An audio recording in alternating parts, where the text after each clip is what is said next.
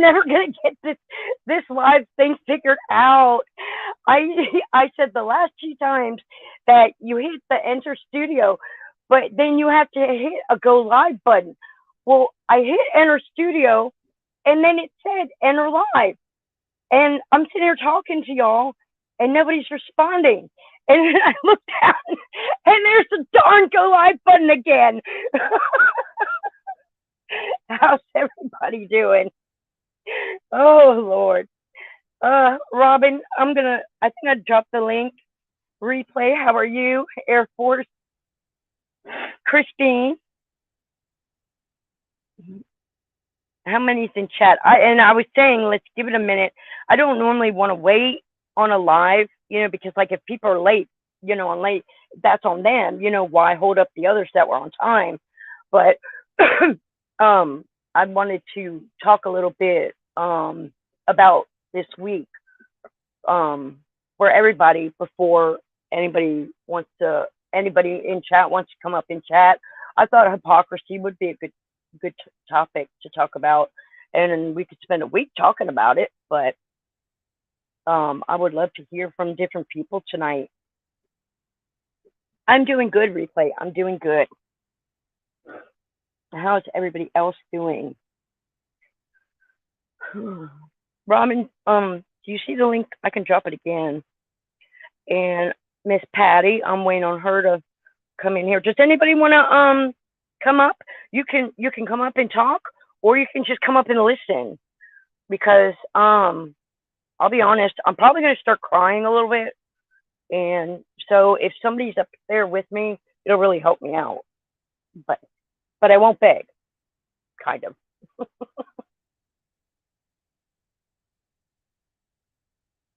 Hey, Jode, how are you? Oh, okay, you took your sleeping medicine. Okay. Well, I know you guys are in chat listening. Replay, you want to come up for a little bit? Hey, Adam, how are you? I missed you. I'm sorry. And I don't know where Robin ran off to. Patty should be coming up anytime. But if you guys want, I'll go ahead and get started. I'm so new to the live stream gig, and just don't have the ins and outs of it yet. So I'll be honest, even though I'm 46, I'm scared to be up here by myself.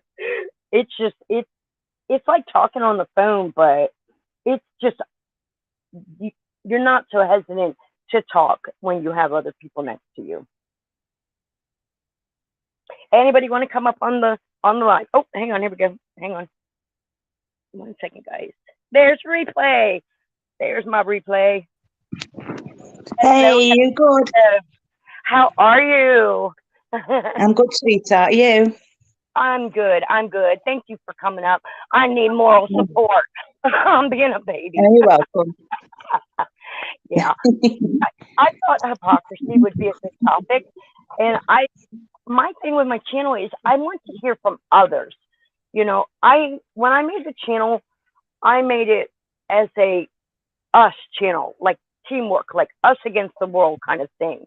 And I know it sounds corny, but I want people to know that they have a place where they can leave a comment, leave an opinion, and they're acknowledged, they're listened to, and they're actually heard. Because there's so many creators that, have a channel, and I know they get busy and they get a high amount of subs, but I know how much I appreciate other channels acknowledging me just being in chat, and it makes me feel important. So, I thought do that and then do even better, and it is teamwork, especially, because the mission of my channel is to tell the truth. And I forgot what the other one is. Y'all bear with me. I just woke up from a nap. The biggest thing is exposing the truth on YouTube. And a lot of times, I can't always clip every single video that I need to. So, people send in a lot of clips that they say, hey, I grabbed this, I grabbed that. Because as we know, videos are posted and really quickly deleted. and we Yeah, can't. Yeah, we I can't always. agree. Yeah. Mhm. Yeah, exactly. So it's definitely a teamwork effort. Oh, and before I forget, I want to say thank you, thank you, thank you to each and every one of my mods. I do believe I forgot the first two times to say thank you, and I profusely apologize. I am so sorry, but you guys are wonderful. I couldn't do it without you guys. And as I'm gonna make up a mod chat on Facebook, yeah, Facebook Messenger. If anybody doesn't have Facebook Messenger, let me know. But I'm gonna go ahead and create one after the live, and I'll send a link. I don't know. I'll have to I'll put it on my community post, I guess, the link to it, and have everybody join in.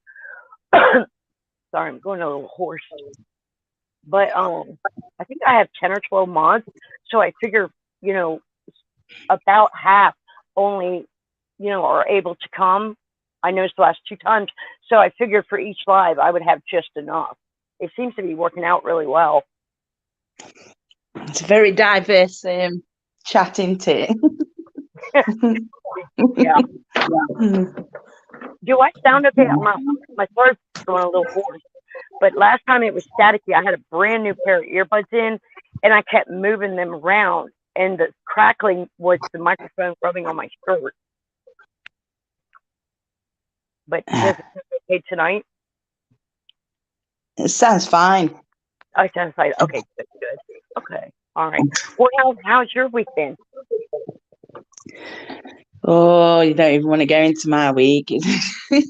It's been a tough week, personal issues, but apart from that, all good. A Okay. bit of arguments on across these brutal streets. Oh, brutal is Yeah. right. I know. Yeah. I mean, I keep saying, and I stick to my word. It's like watching the Muppet Show on crack. Swear to God, honestly, just crazy. Yeah, You two like the Muppet Show on crack. it is. It's just mad.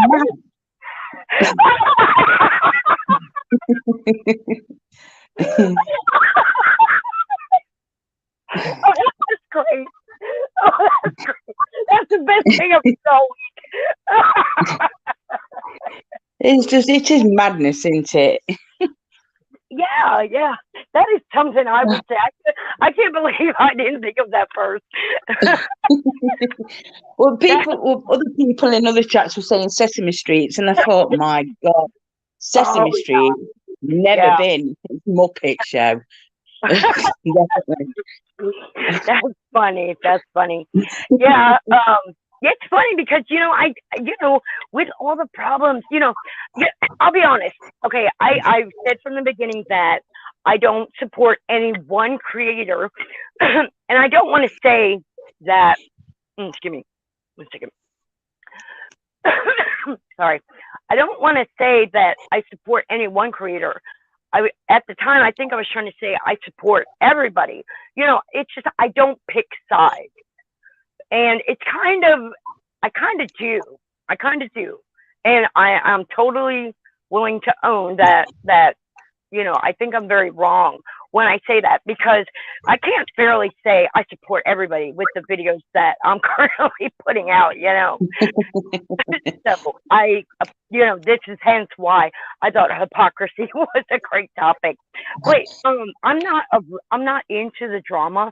I mean, when I made this channel, I was focused on Portland and nothing else. And as I go, I'm getting pulled in. I'm not getting pulled into it, but I'm watching more and more of the other channels, and I'm catching the wind of all the drama going on. And I've been listening to it for a couple of weeks, and I'm like, this is worse than kindergarten. Every day when I lay down, I'm like, what is wrong with people that this is what their entertainment is for the whole day? I know. And it's their only content, They have nothing to talk about except for some ridiculousness with musical friends, because everybody's friends one week, not the next, and everybody just flip flops.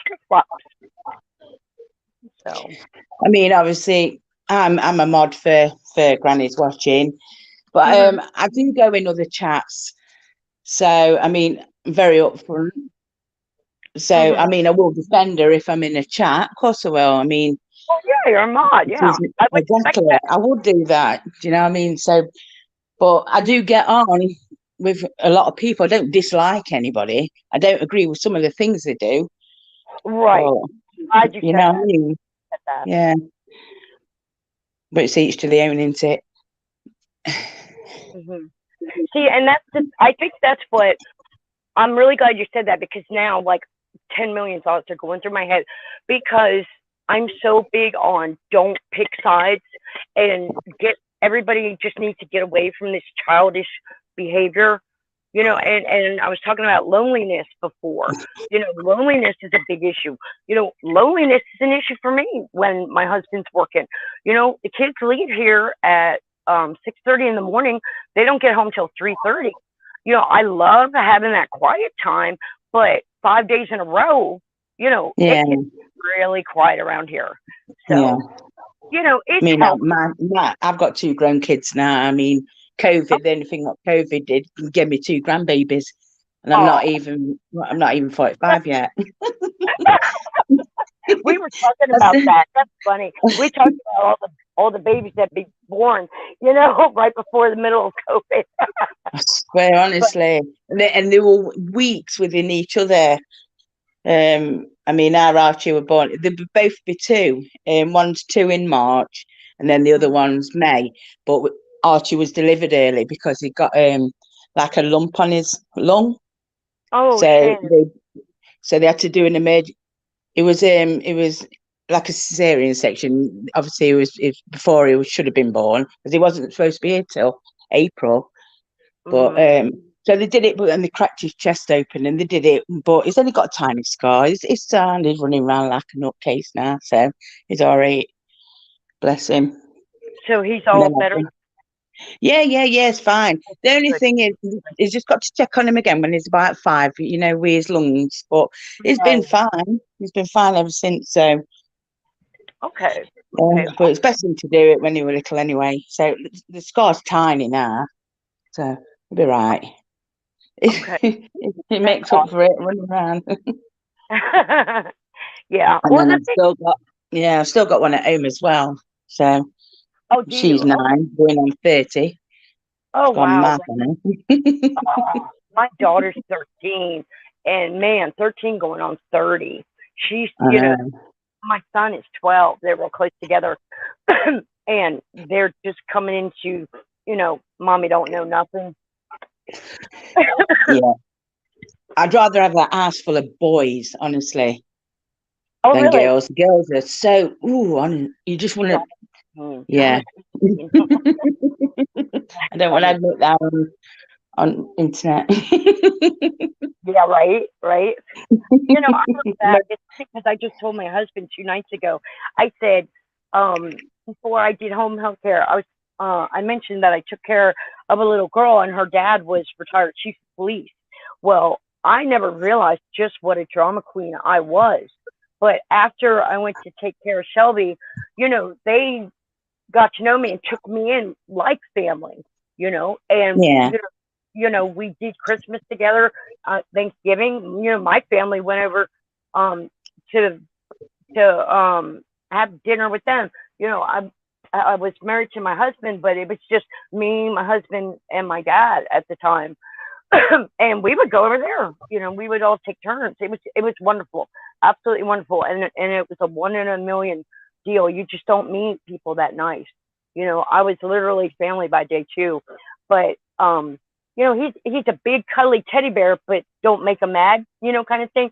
But he yeah, taught so much in such little time, and he thinks the same way that I think, but I guess being a woman, I would dramatize it. And it's just things like, just to hold yourself accountable. If you go and do a job, you do it right or don't go at all. Don't. exactly. Right. Yeah. And here, like in Florida, when we lived in Florida for 20 years, I took over my dad's insurance office when he, started having health problems and all. And, there's just so many ambulance chasers. Everybody's out for a buck. And if one little thing goes wrong, somebody sues somebody else. And unfortunately, it's become that way somehow through the years that basically at this point, if you have insurance and somebody sues you, they're not even going to try to fight it in court. They're just going to give you a settlement. And it's disgusting. And that's how, ambulance chasers term, started coming around. Yeah. And as a matter of fact, I heard a story. A good friend of mine told me it's actually a girl that she knows. The girl's diabetic, and she's got to be like 50, 53, somewhere in there. She goes into a buffet restaurant, claims she ordered unsweet tea, and they brought her sweet tea, and she drinks the whole entire thing and has no idea that it's not, has no idea that it's been sweetened, and proceeds to go into basically, I forget what you call it, but basically a diabetic coma, from yeah. So they called the ambulance and she went in there. I'm sorry, I don't care who you are. Even if you have no flavor, just the texture of that sugar tea, the difference between sweet and unsweet. I don't care what anybody says. Of course you do. Of course. So she, Yeah. and they paid that woman money. I think she got $50,000 when it was all said and done. Wow. That's some serious money, isn't it? It Serious. It is, and God forbid a company might get a bad name. They're it's like they're halfway at the mercy, of people because of social media. Think about it. Word gets around quicker, within minutes now.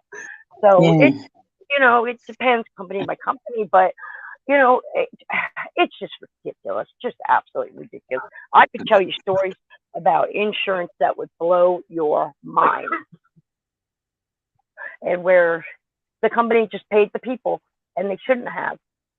I'll give you one great example if y'all want to hear it. It would take about 5 minutes to tell you. But I'm going to jump down a minute because I need to go and let dog out. Oh, sure. I'll be in chat anyway. It's nice to meet you finally. Okay, you too, love. See you soon. Okay. Bye. Okay, see you in a minute. Bye. In Florida, I heard about this story down south where, and I don't know, I take it was like in the early 2000s that this happened. And an elderly couple had gone to Best Buy and they bought a fridge, and they set it up to have the fridge delivered. Well, before they delivered the fridge, the elderly couple was able to get their old fridge out of the house and onto the porch. Well, it was one of those old vintage fridges that everybody wants to have now, the one that's worth money. It's the self-locking one, the kind that you can't open from the inside, right? So, hang on, guys. I am so sorry. My throat is so scratchy. Sorry about that. So they put the fridge out on the porch. They took duct tape and they wrapped duct tape completely around the fridge several times. And some kind of like, I don't know if it's a bike lock, something like that. There was some kind of a lock. I don't know exactly.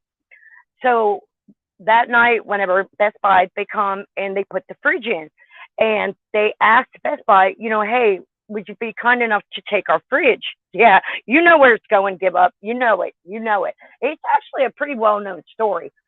And I hate to tell it, I do, because it does. It just makes me sick, because people prey on the vulnerable. But anyways, some kind of little lock was put on there. Best Buy said no, liability, or they didn't have room, whatever. They couldn't put the fridge on there. So it was left there. And I'm sorry, they did not tape it up and lock it until after Best Buy said no. They put it on the porch. When Best Buy said no, that's when they duct taped it and put the lock on it. Well, in the next day or two, I don't know how long it was, not that long, a bunch of kids were playing in the neighborhood, and they were playing hide and seek. And one of the little boys was a Boy Scout, and he came up in the yard looking for a place to hide. Well, somehow, some way, he had a little pocket knife on because he was a Boy Scout. He went as far as to cut the duct tape, and he got that fridge door open, and he put himself in it to play hide and seek. And we know where that goes. So they're looking. and it's awful. It took I think until they found someone to take the fridge off. Is when they found him in the fridge, and obviously, no oxygen. The boy had passed. And do you know that his parents went and sued the homeowners insurance, the elderly couple? The parents sued the elderly couple. It doesn't matter that they did that the fridge was on their property and technically the boy was trespassing if you want to get down to it. They had taken all precautions that they could. It's not like they just slung it out there and literally was inviting people to it. They did the best they could. And in a court case, things are based off of reasonable, I don't know what the word is, but if you do things normally with common sense, that's with quote within reason. They did the best they could, but because they had insurance and this ambulance chasing deal, the parents of the boy, I don't know how much they got, but they won. They won, and I don't agree with it. I don't agree with it at all. There's 20 different things I could say about it, but for him to go and have cut that tape off to go that far, I mean, it's just maybe if they hadn't duct taped it, I'd be like, oh yeah, all day long, settle out of court. But I just think that was ridiculous. Yes, give up.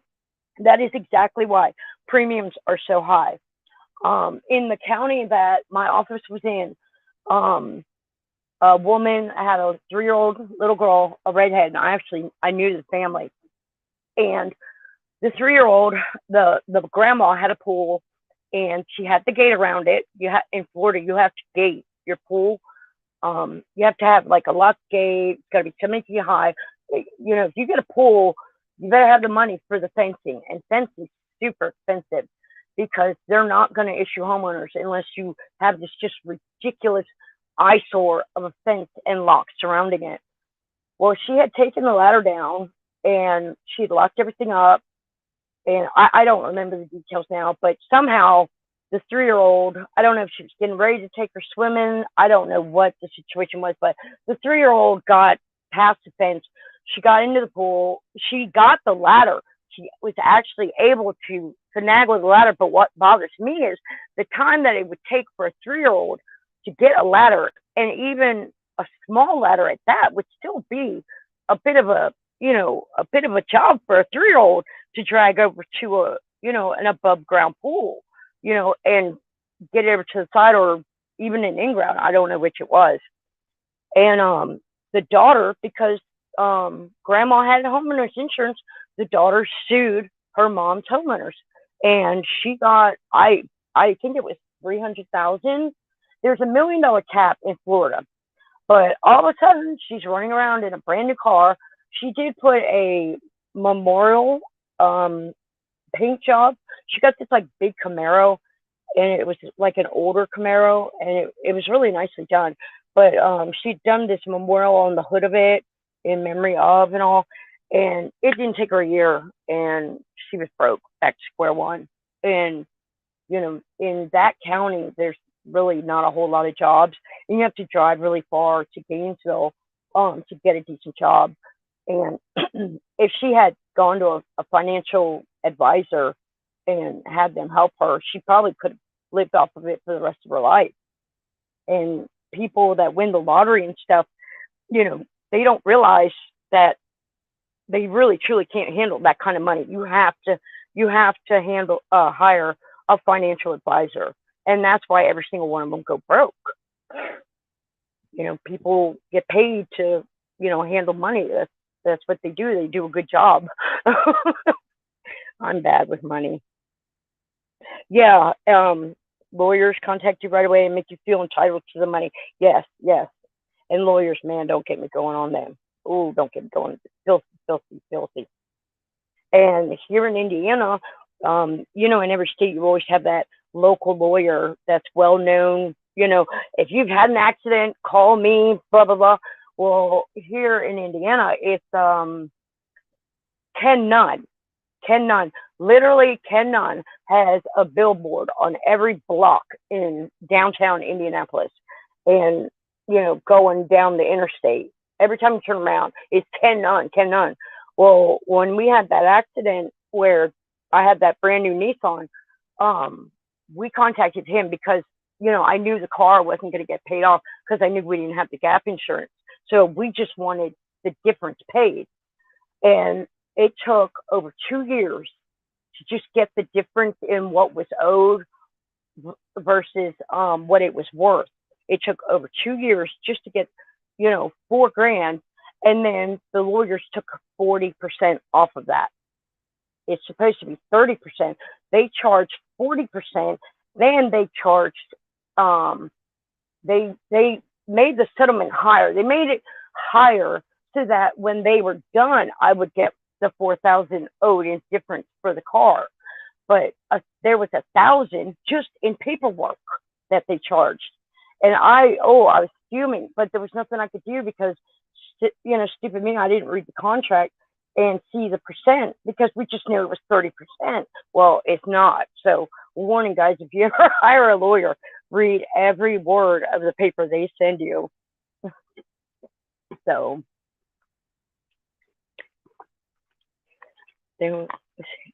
hello, SA and Audrey. Be good. How are you? Nancy. And I cannot say your name. I want to say Shalma. You're going to have to tell me how to pronounce that. Does anybody want to come up on panel and chit chat? You are more than welcome to. I can drop the link for anybody. Everybody's so shy. Nobody wants to come up. Robin, are you in chat? I know Robin's got horses, and she's been swimming with the horses. She's near the Mississippi River, and she's got 3 horses. And she said it had been raining so much there that the horses had gone and put their masks and snorkels on, and the third one went and grabbed his floaty. That's so cute, imagining a horse with a floaty on him. Be good. Do you want to hop up? Come on up. You don't have to talk. You just hang up here with me.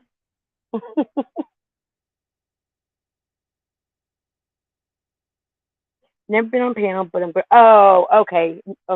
Yeah, it's just like talking on the phone. It really is. I leave my camera off because, obviously I don't want everybody knowing who I am. I think the anonymity really adds to it too. Like who's behind the channel. I was really hesitant to do the live streams. I really didn't want to even have anybody hear my voice. I really just wanted to be that unknown. But I just talk so much. I just, I got to get it out every week. But I want to learn more about YouTube, and I do want to start learning how to show other people's videos on the screen and stuff. So here in the next couple of days, I'm going to be doing that. So if I do that, I'm going to put in the title, I don't know, trial and run or experiment or something. So if y'all see that, just know it's not a real live. I'm just trying to practice sharing on the screen and stuff like that. But I think StreamYard's got a thing to where I can do it and not be live. It's like a record only feature. So be good is right. Let's see. No, when you're on panel, they come out to get you. No, I don't. Well, yeah, but we're not one of those channels. Not yet. Anyways, I don't know if we're gonna be. I mean, hey, people can come for me all they want. It's like Natasha. She had her say so about my community posts. Well, opinions are like assholes. Everybody's got one. So I mean, I don't care what people say, but I don't agree with getting on live streams and just bashing. A lot of it I don't agree with. And what Replay said earlier was, she hit the nail on the head. She said, I don't dislike anybody, but I don't always agree with what they do. And and that is exactly what I've been trying to say for all the what 3 lives now that I've had. That is exactly what I've been trying to say, and I couldn't think of the words. There, I can say that I don't hate anybody. Yeah, there are 2, maybe 3 people. No, I really don't like them. I'm not gonna lie. No, I really don't like them, but I don't have such a fierce hate, you know, or anything like that. I just don't let things like that bother me. I don't. Yeah, you can go up with the camera or without the camera. It's totally up to you. And I mean, anybody, you know, they're going to say stuff. That we're in the drama community. I mean, anything anybody says, you have to almost assume. You just have to take this attitude of I don't give a shit. You really have to take that attitude, because if you don't, yeah, they're going to eat you up, chew you up, and spit you out. You know, 9 times over. So, you know, my motto is give them the attention they deserve. None. You know, it's no different than in school. You know, my dad taught me. He says if you're going to, I had a kid that would you know tease me and whatnot because I didn't wear name brand shoes. I was teased my whole life going through school. I'm not scarred for life over it or anything like that. You know, it was what it was. And when I was in Maryland, I always got teased for not having name brand shoes. Well, you know, I went through 14 foster homes. I was grateful for just having clothes on my back. I didn't give a shit about having shoes. Hell, I was appreciative of anything that I got because let me tell you, foster homes, Maryland kind of steps it up in the way of CPS, and they're very good with the kids. They're very good with the elderly. But, you know, there's still more often than not, the foster people are out for the money, and that's all it is. And you know they get a check, and you know you learn to do things on your own really quick. And there were a couple of homes where I ended up calling my social worker and saying I got to go, I can't do this anymore. But you know, so I think that's where I really learned that to not sweat the small stuff. But if you just take this attitude of look, hey, it's their opinion, you know, and everybody's going to say something, you know, not 100% of people are going to like you. I just take the you know, uh, let me think of the term. He who cares least wins. I've heard that said before. He who cares the least wins. And I just, you know, if you let people know that it doesn't bother you, they're not going to keep coming back. Now, I do admit there is one exception to the rule, and we all know that story. There is one exception to the rule, and I don't want to talk about that today. I don't have any problem at all talking about it, but that's another day. I don't want to get angry and riled up today. My last stream, I got I got really riled up, and yeah, I'm gonna have a nice, calm, lovely live stream tonight. Let's see, replay. Just suck it up. Not everyone will like it. Like everyone, yeah, but it's cool. Exactly, exactly. And I still go back to the and I'm gonna put it on my community page. You know, I feel like I was made for analytics. I hate graphs and data, but I pay attention a lot on YouTube to the numbers of things. I can tell you that on average, across the board, no matter how many subs you have, on average, only 10% of your subscribers will like your video. And by the way, guys, hit the thumbs up if you don't mind. But anytime I see a video when it's done, even 1 day, 2 days, 3 days old, on average, 10% of the amount of subs you have will hit that like button. I see it over and over and over. So and I'm gonna go ahead and say this. I don't care because I know I know somebody's gonna come for me. I don't care. A wolf boy, I have a screenshot of it. I think he had 29 people in chat, and in less than 10 minutes of his live stream, he had 27 likes. But he claims he doesn't buy watch time or likes. And I'm sorry, but I'm going to call that out for what it is. That is bullshit. And he's admitted before that he buys likes and watch time.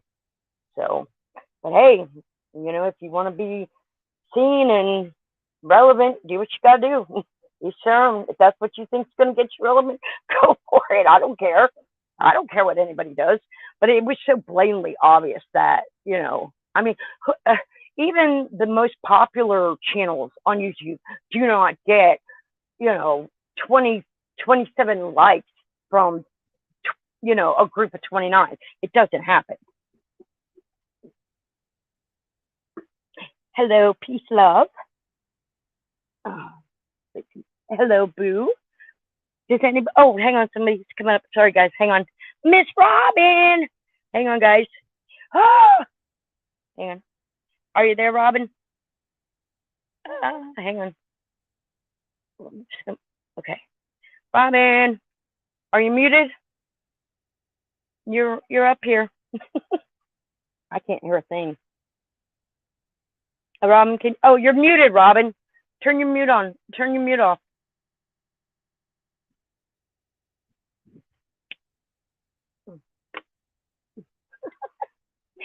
Robin, you're muted. Does the microphone for me sound okay, guys?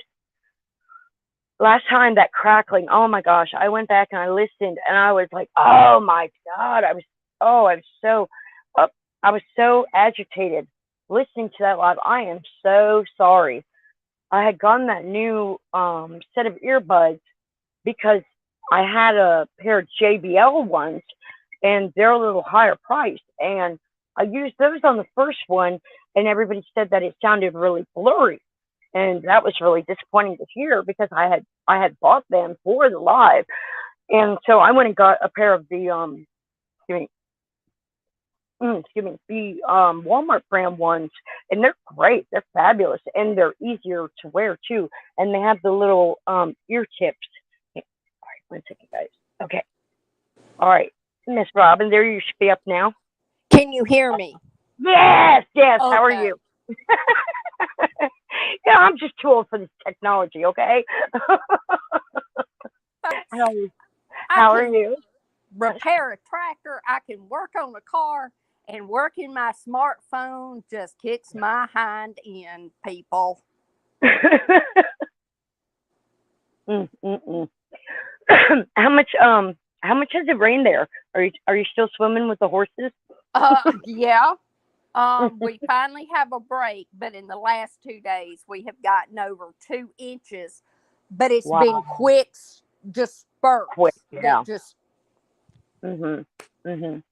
But yeah, I went down to feed this morning, and my babies all had on their floaty rings and their snorkels and masks, saying, "Can we go to dry land, please?"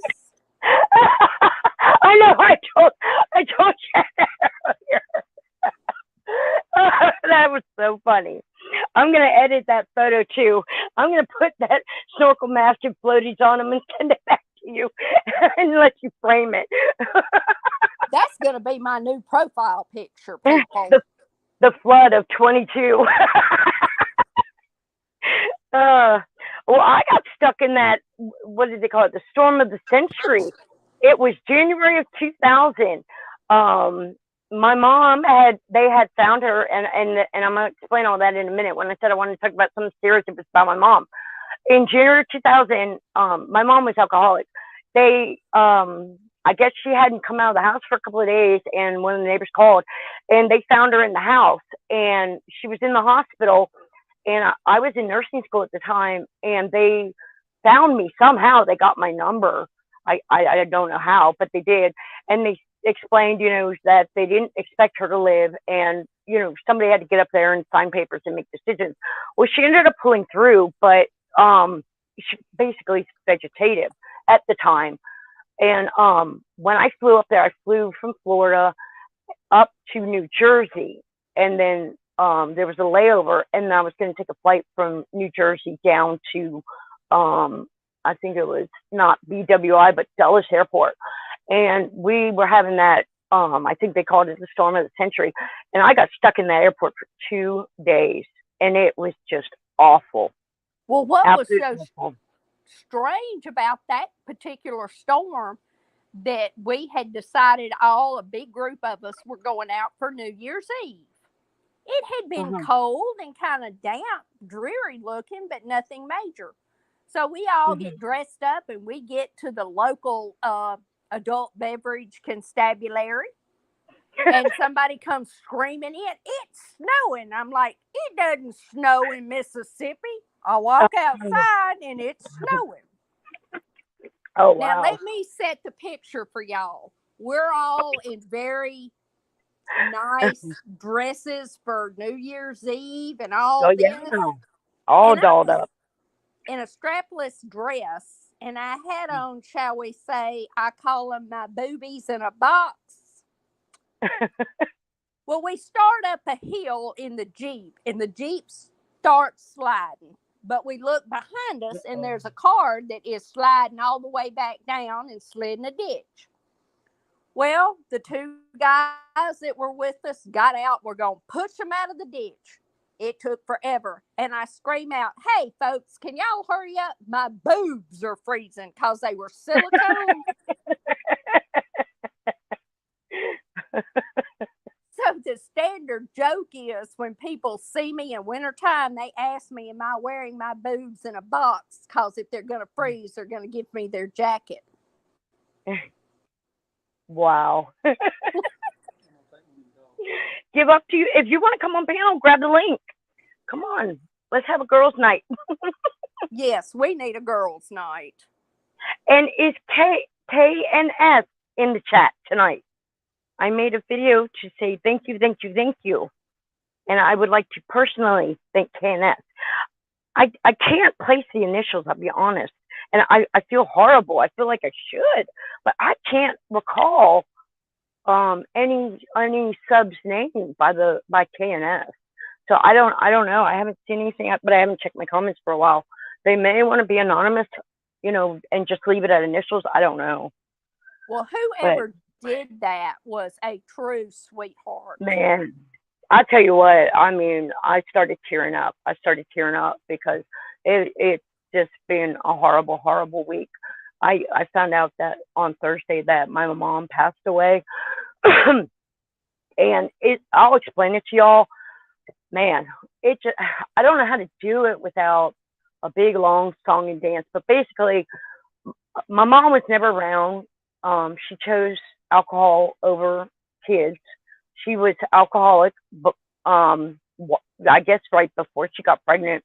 I know my dad used to tell me the most awful stories about her drinking. And he told me in my teens that he was shocked that I didn't have FAS. And I was like, whoa, that bad? I didn't realize her drinking had gotten that bad. And he said he didn't know it either because he went to work every day. But I guess towards the end of each pregnancy, me and my brother, I guess she just couldn't handle it. I don't know. But anyways, so she wasn't around much growing up.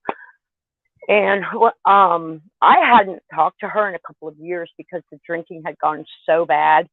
And when it got so bad, I had gone up there. My grandmother was living with her, and I got my grandma packed up and sent out to Arizona to live with her other daughter so that she would be okay, because she was very frail and elderly. My grandmother was 4 months shy of 100, and she passed away in 2007. So I didn't talk to Mom for a couple of years. I didn't want to enable her. And that's one thing that I learned really quick is one thing that my dad did teach me is, being held accountable and don't enable bad behavior. He always would preach that. So it had just gone so bad with my mom. I said, look, and literally she had been court ordered into, I kid you not, every rehab center that existed in the entire state of Maryland. I kid you not, they had sent her to it. she was very well known in the court system. And anyway, so she wasn't around, and then my dad ended up. My dad went to jail, and that's when we went into foster care. And that's all another song and dance. I'll tell you all about that later. But I graduated high school, and I was out on my own, and I just took care of myself. So I had gone to community college, and I was working on my 2-year degree when I got accepted into nursing school. And I had to move to Lake City from Gainesville to go. So they ended up calling me and saying that, she wasn't doing well. So I go up there, and she pulls through, and they end up placing her in a nursing home. And they basically thought any time from then on that she would pass. So when they discharged her on hospice. So at the nursing home, hospice had come in. I stayed up there, I think, for a week. I think it was a week or two. And I had actually just gotten out of school. I just graduated, not even 2 weeks prior. So I had all the time in the world to be up there. But so she was on and off hospice the about twice, 2 or 3 times the first year. Well, and when I say alcoholic, when my mom, what do you call those big liquor bottles? The ones with the glass handle. What size is that? If you know, Robin. Robin. Can you hear me? Oh. Okay, there you go. You're jumping in and out. Sorry. Yeah. You're sounding like a robot still. Okay, hang on. Let me see if I get closer. There you go. Stay. Don't move. Don't move. Don't move. Stay right there. Can you hear me now? Yes, I can hear you. Yes. Thank you, Replay. Thank you. I used to make that joke with Nextel. It's so corny, but I got to tell y'all. And I saw it from a little comic, because, back when, even before we had the smartphones, there would be all these little blacked out areas. And all the time, you would go in and out, and you're like, can you hear me? Can you hear me? And I had saw this little cartoon with the cat up in the tree, and it's a joke about, you take one step and they can't hear you. They can hear you, but you take another step and they can't. So the short distance between you on the ground and the cat on the branch in the tree, and he says, can you hear me? Meow. Well, like for me, I live 18 miles out of town. I'm in the middle of nowhere. My internet works when it wants to. Well, normally the cell towers are out in the country. My dad owns 5 acres, and they asked permission. They paid him to put a cell tower on his property. I'd pay them to put a cell tower on my property, people. Oh my God. Oh, we got to hear about that one. I mean, wow, that's crazy. It's crazy out here. I can imagine in Mississippi. Well, let me tell you real quick about Mom, because I want to get it off my chest, because I feel bad because I'm such a stickler on hypocrisy, and I feel like I'm the nicest person in the world, and I will bend over backwards to do anything for anybody, and I will, but I'm held accountable when I do things wrong, so I expect everybody else to be held accountable when they do things wrong. And I feel like I'm a real hard ass when it comes to that. And I want to apologize to everybody because I have been a hypocrite. In my last live or my last live before, I talked about how my husband, Billy, he tells me all the time, he'll remind me, don't, if I get, not being hateful, but sometimes, you get a hateful thought. Like somebody might just, tap your ass a little bit, and you just kind of grumble. And he knows that, it's fine, but there's just some days where they just really chap you.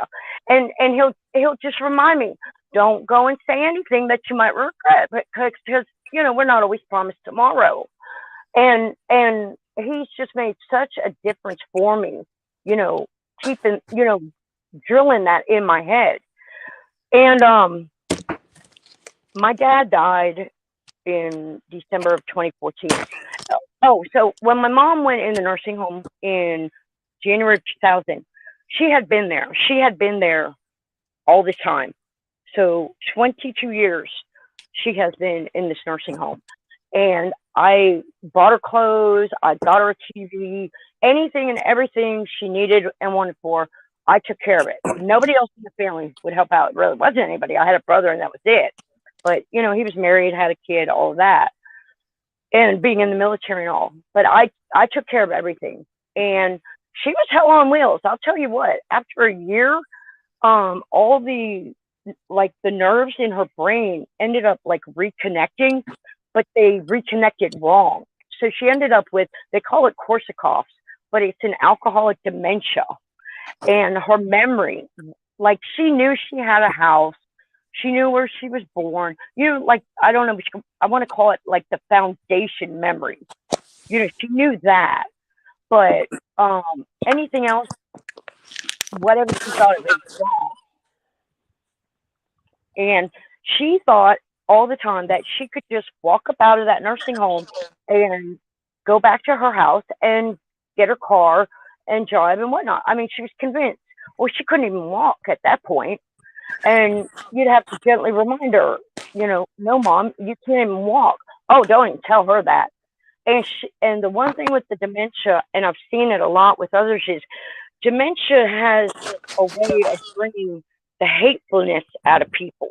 Like, all the things that people never said, you know, from being respectful and polite going through life, they're going to say it when they get Alzheimer's and dementia, and they're not going to bite their tongue. It comes out before they even know it's come out. My boys threaten me that I'm going to be the oldest and meanest woman in the nursing home. Well, let me tell you what my mama was that. My mom was that. She woke up and she would pick one of the workers. I kid you not. She would pick one of the workers and she would make their life a living hell. This woman put me through hell. I'll tell you, all the stunts she pulled and everything, all through the years. But she got me to the point I almost miscarried Logan. A long story, but she had a possible way of getting out of the nursing home. She was convinced and headstrong that she was going to get out of that nursing home and be on her own. And she had it 3/4 of the way worked out. I'll tell you about it later.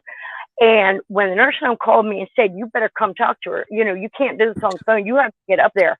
I ended up in the hospital for 2 days because I started having contractions with Logan. And he still ended up being born early. I ended up, you know, with that preeclampsia and whatnot. But that is how stressed out that I got with her. She would walk to the, when she did learn to walk. After I think 2 years, she would walk out of that nursing home and go walk up to the liquor store and buy a couple of beers, and then she'd put them in her jacket and sneak them back into the nursing home. And she would hitch rides. I mean, absolute nightmare. And she was like a 5-year-old, you know. And it's hard with adults because, like with Alzheimer's, they're grown adults, but you can't treat them like a child. They have the brain of a child, but you still can't treat them that way. So I get it.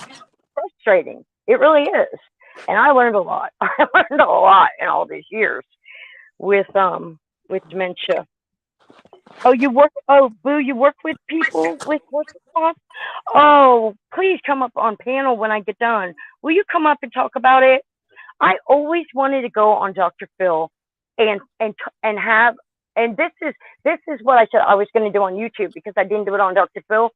Is people talk about alcoholics, they show, like Dr. Phil would show alcoholics and getting help, but they would never show the alcoholics that never got help. And I always wanted to talk about my mom and show a picture of her and show people this is what happened. My mom was born in 46. She was 76 when she passed away. So she went. Yeah, she was 55. She hadn't quite turned 56. She was 55 when she went into the nursing home. And no, I'm sorry. I'm sorry, 52. Let me think. But hang on. Let me think. Hang on, because I got to think how the nurse put it. When she was in the hospital, the nurse was looking at the paper, and she kept looking and looking and looking. And I said, is there anything I can help you with? Because I could see where she was at. It was like her info, not her medical stuff. And she said, yeah, it was 57. She said, the paperwork saying she's 57. She's not 57. She's 75. I said, no, ma'am. No, she's 57. That is how much damage alcohol had done to her, that she looked 20 years older. And, alcohol is a bad thing. Back in 1992, at the time, my husband had a brother that was an alcoholic. I was at work and got a phone call and had to come home. Bud had passed away inside of his car. He had been drinking, passed out, and left the car running. Oh, no. That was my wake-up call. Was it carbon monoxide? Yes. And somebody had called my husband at the time. Instead of his mother, he left work, went to where the car was, and my husband found his brother. No. And then 4 months later, he found his father. Oh, no. I couldn't imagine. Oh, my God. And then 6 years later, he found his mother. Oh, I'm sorry. You'd have me in a padded room. I'll be the first one to tell you. I would not. I'd be in a padded room. That nobody could handle that. Come on, nobody could handle that. My God. It affected him really bad because his mother had gone on vacation with her brother and sister-in-law. Mr. Raleigh had stayed here because they were having the property logged. He was going down a hill on a four-wheeler, and it flipped over on him and pinned him under it. Oh. So my husband sorry, go ahead. found that 4 months after his brother. Oh, I couldn't imagine. So it took its toll emotionally, mentally, on the marriage and everything. And when you feel so sorry for somebody and you feel so helpless, it's just a horrible feeling. It is. It is. When Billy lost his brother, he had to be strong for everybody else. Yes. And his brother was born. They were both born on the same exact day, only 3 years apart. And they were literally twins, 3 years apart. Me and my brother are like that. We are literally mirror image. You cannot, even age-wise, you might be able to tell, not now, but before you could tell I was a little bit younger than him. But I've always said we were twins 3 years apart. Well, we inherited the property of his mother and father. I had already gotten into horses. My husband came home from work on Friday, and handed me a cell phone. He said, I know I can't stop you from riding your horses, but please take this phone with you because I cannot find another loved one dead on this place. No. Wow. And I fell apart. I cried. Oh, no joke. Seriously. Oh, man. That I don't know if I could have handled that. Man, I would cry for 3 days. I'm one of those, when I get angry, when I hit that one point of getting angry, I burst into tears. And it's just, I think it's, I kid you not, a genetic thing. like my one aunt, when you go to the airport and somebody's leaving, she cries her eyes out. You know, if I take somebody to the airport and they leave, I cry my eyes out. And I kid you not, it seems to be a genetic thing. But I'm one of those people. And just hearing stories like that will just, it's like, you know, I'm trying not to tear up hearing that, you Well, know, please and that's don't. where my Don't tablet cry. comes in. Go ahead. Sorry. It's just, it's so hard when you're trying to deal with the emotions of losing a loved one, Mm-hmm. and then all the compounded stuff on top of it. Right. Right. Yeah. I mean, that man, I just have no words. I have no words. And that's Well, the worst part is, you know, when somebody passes. I mean, I've found the best thing that I can do is just listen because there's nothing you can say to them. But well, to have that happen in that progression, man, that it was takes serious strength. just such a short period of time for him to become an Right. orphan. Mhm. And Mhm. even when we're in our 40s, 30s, 50s, 60s, 70s, when we lose our parents, we are orphans. And I'm an only child. And when I lost my father back in 2003, I had spoken to him on the phone. I had Mhm. made plans to go to Marion for his birthday the following weekend. Uh-huh. My stepmother called, and it was just a freak of nature that she even got me on the phone as early as she did, because I had been out riding a horse, needed to powder my nose, so I tied the horse to a tree in the front yard. I go in. As I'm walking in the door, the phone rings, and it's my stepmother. She said, "Robin, I need to tell you, your father has had a massive heart attack." Mhm. You Mhm. know, in my mind, my father was invincible. I said, "Okay, what hospital? Where is he?" She said, "No, you don't understand." Replay. Have a good night, babe. Sorry. Go ahead. And she told me he had passed away. I get on the phone. I call my husband. I said, "Look, Bo's tied to a tree. Diane's tied to a tree. My daddy's Mhm. passed away. I'm trying to get packed and get to Marion." Uh-huh. And if I could say that it was a Cadillac death, I have to say I want to go the way my daddy did. He had gotten up, had breakfast, went and picked up his day worker. They were out at the farm working cattle. Daddy was Mhm. in the pens. He crawled out. He told his wife at the time, "My chest hurts." She went to get to the truck to get some aspirin, and by the time she got back, he was dead. Wow. I haven't. That is the death that I want. Quick, Right. Yeah. Quick and painless. unknown, and Definitely. just hit me. Yep. Yep. My uncle had a brain aneurysm. He was a twin. There was one twin. My dad had four siblings, and there was two boys, a third boy, and then Brenda was the youngest.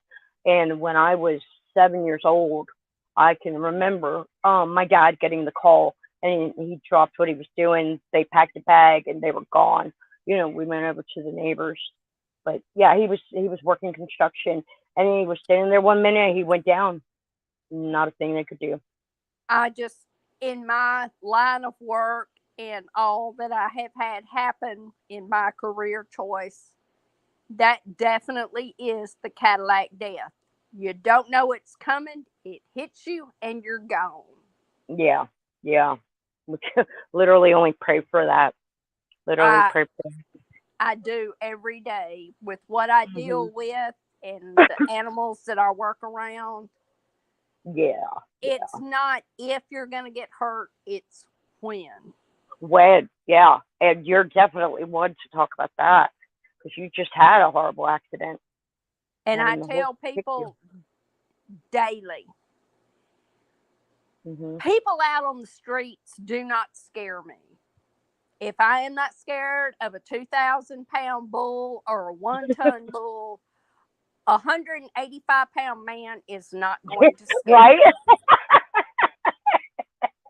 That's a good comparison.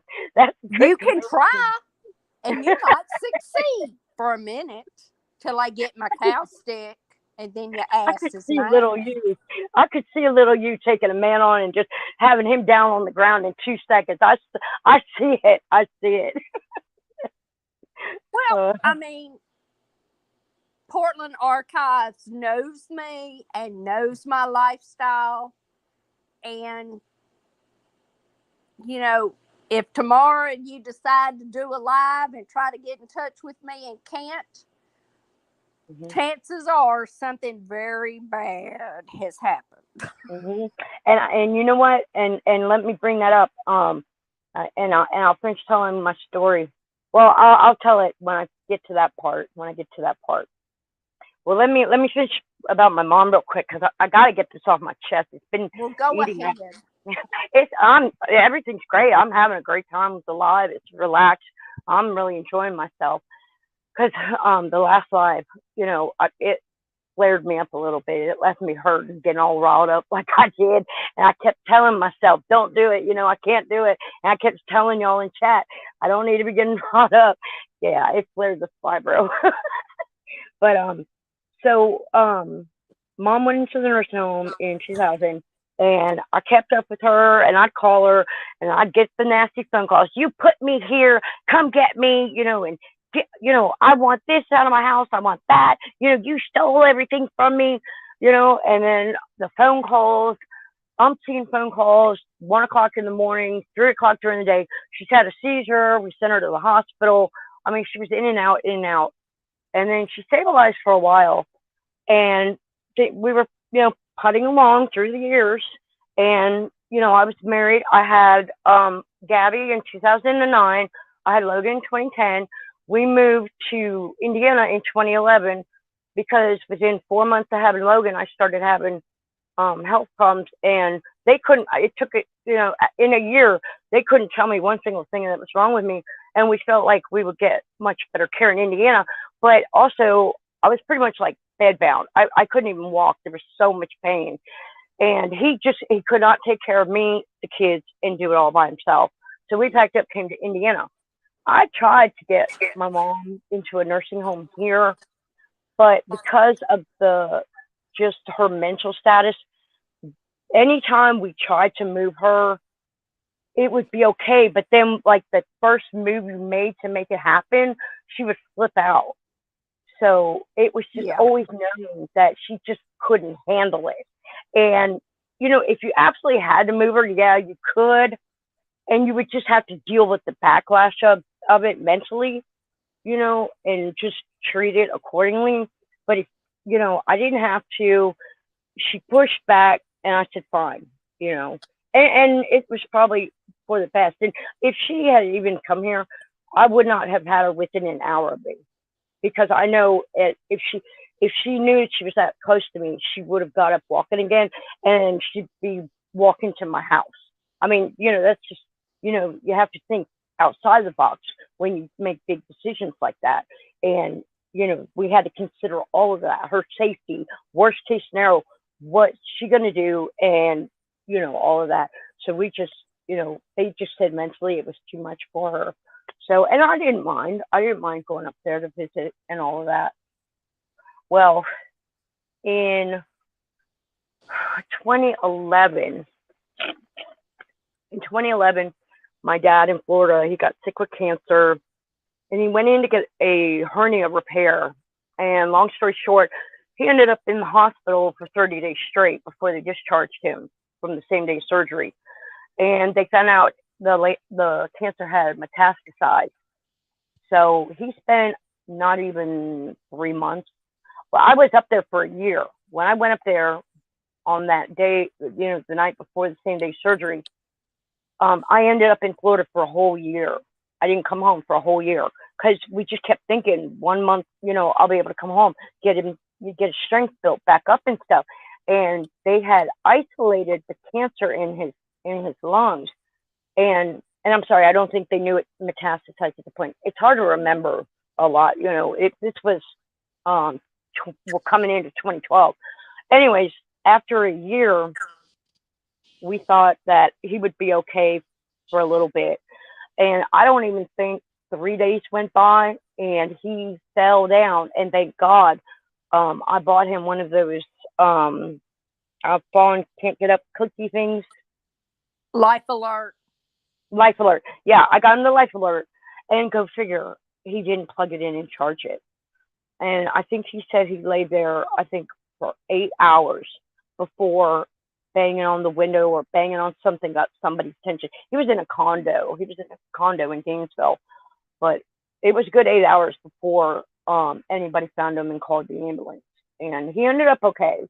But at that point, I said, okay, that's it. We're done. You're coming to Indiana. And he said, okay. I thought he was fighting me tooth and nail.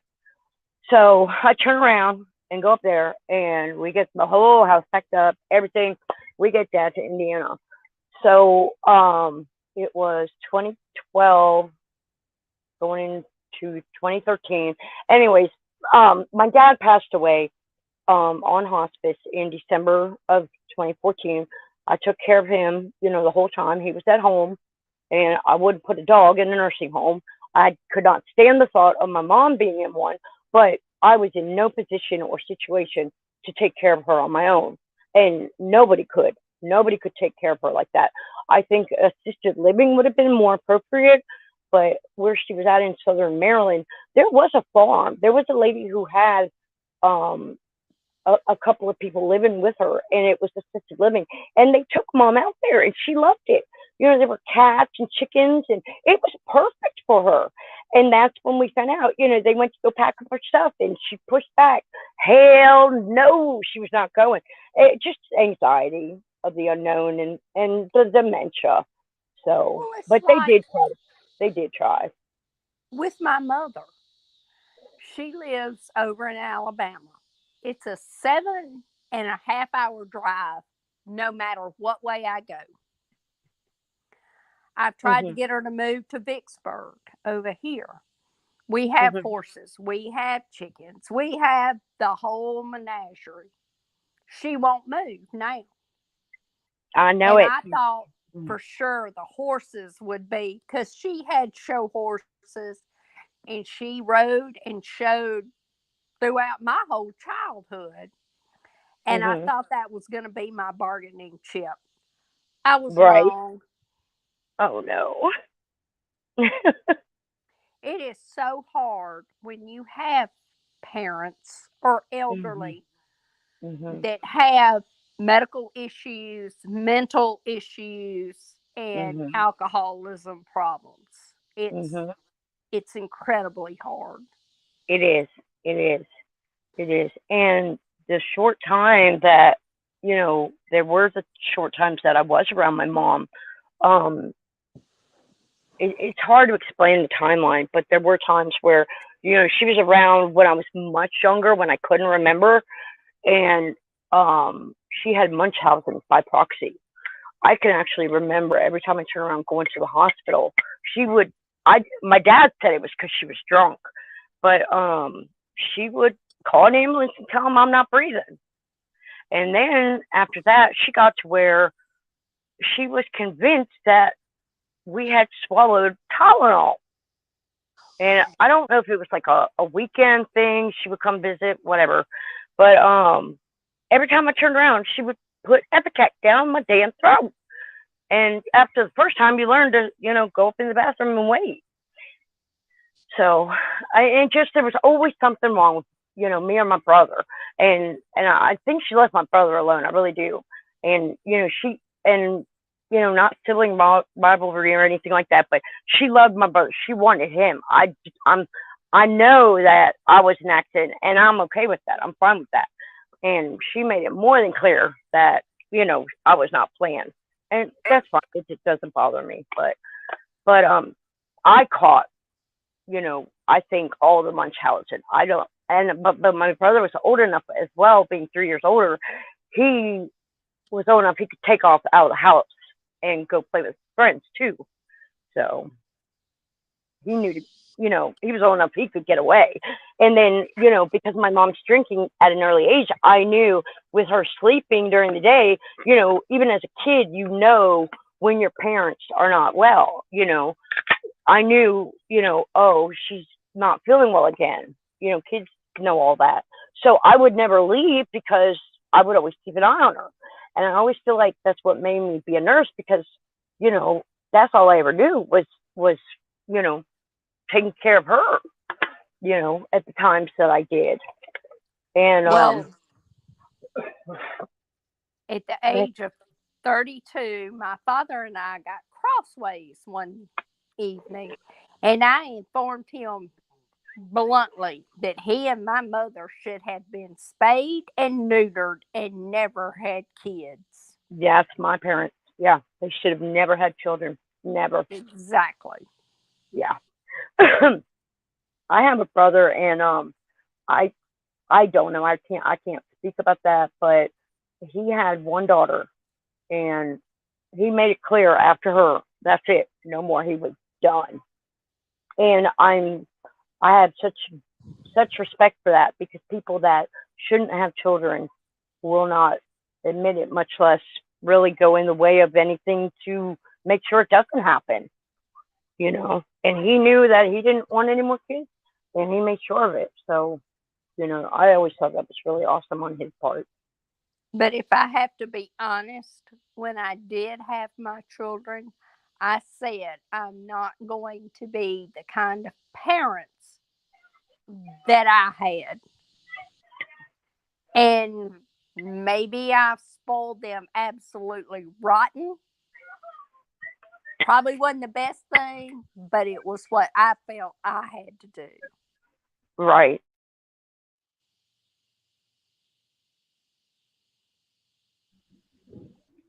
Right.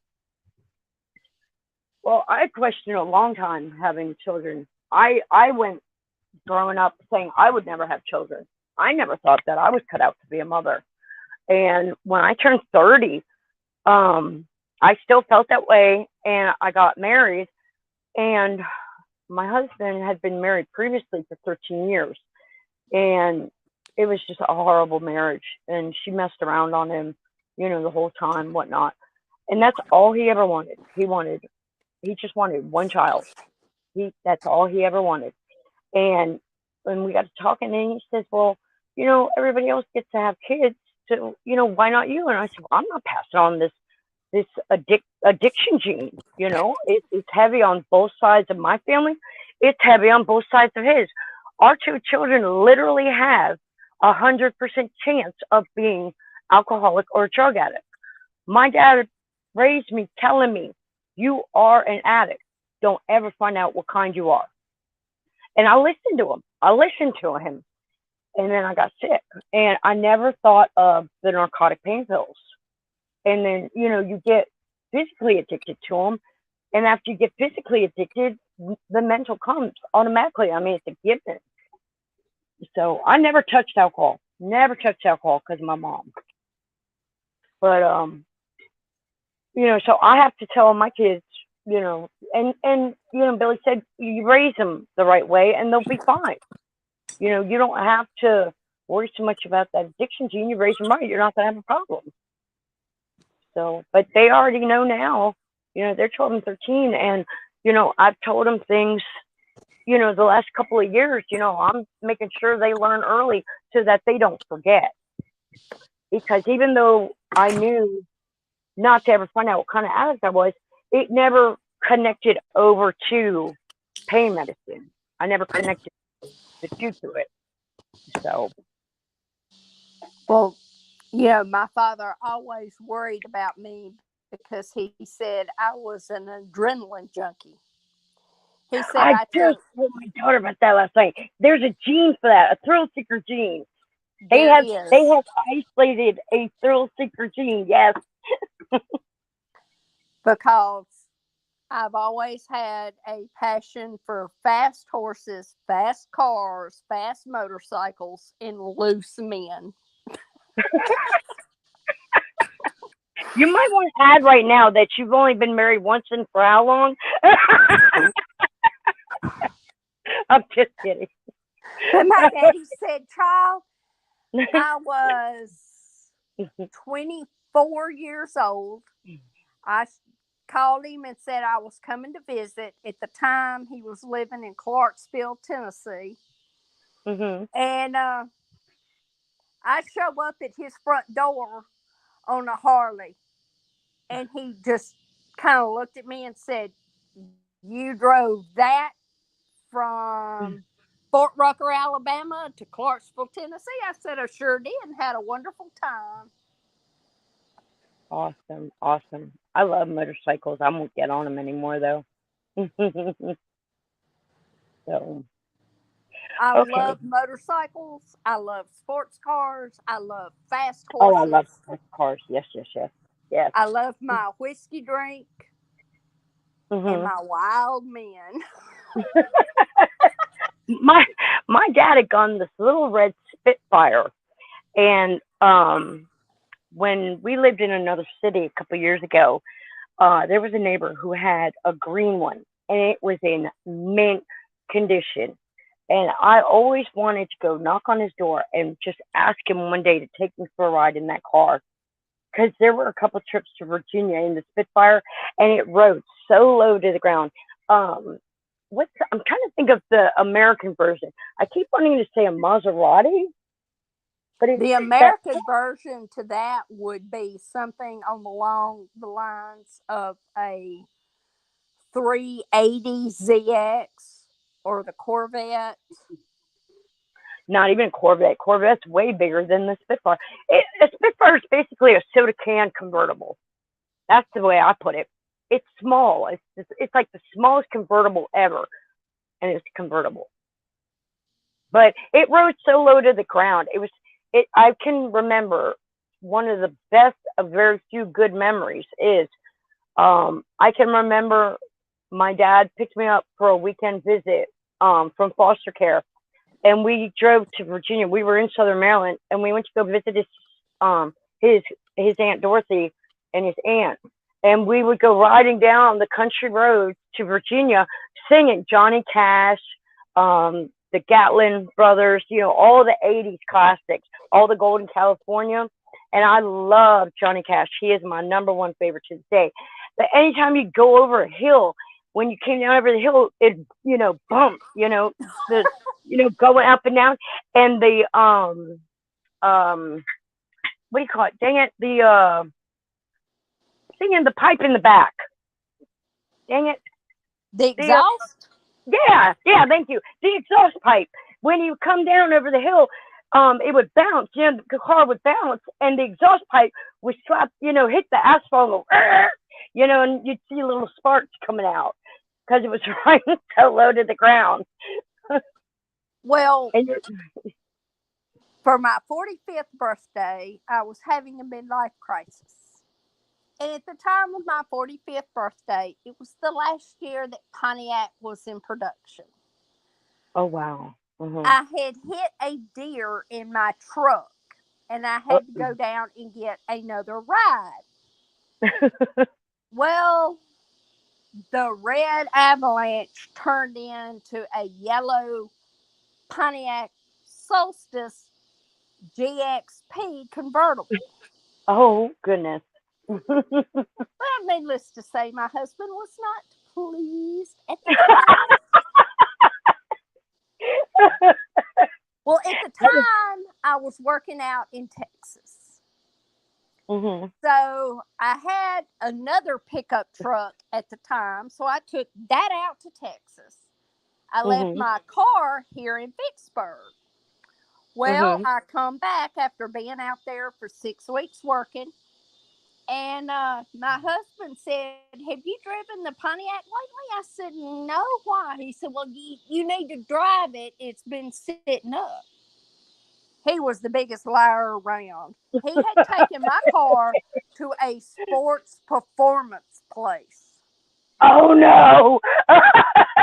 She has an oversized turbo. She has a Good stage Lord.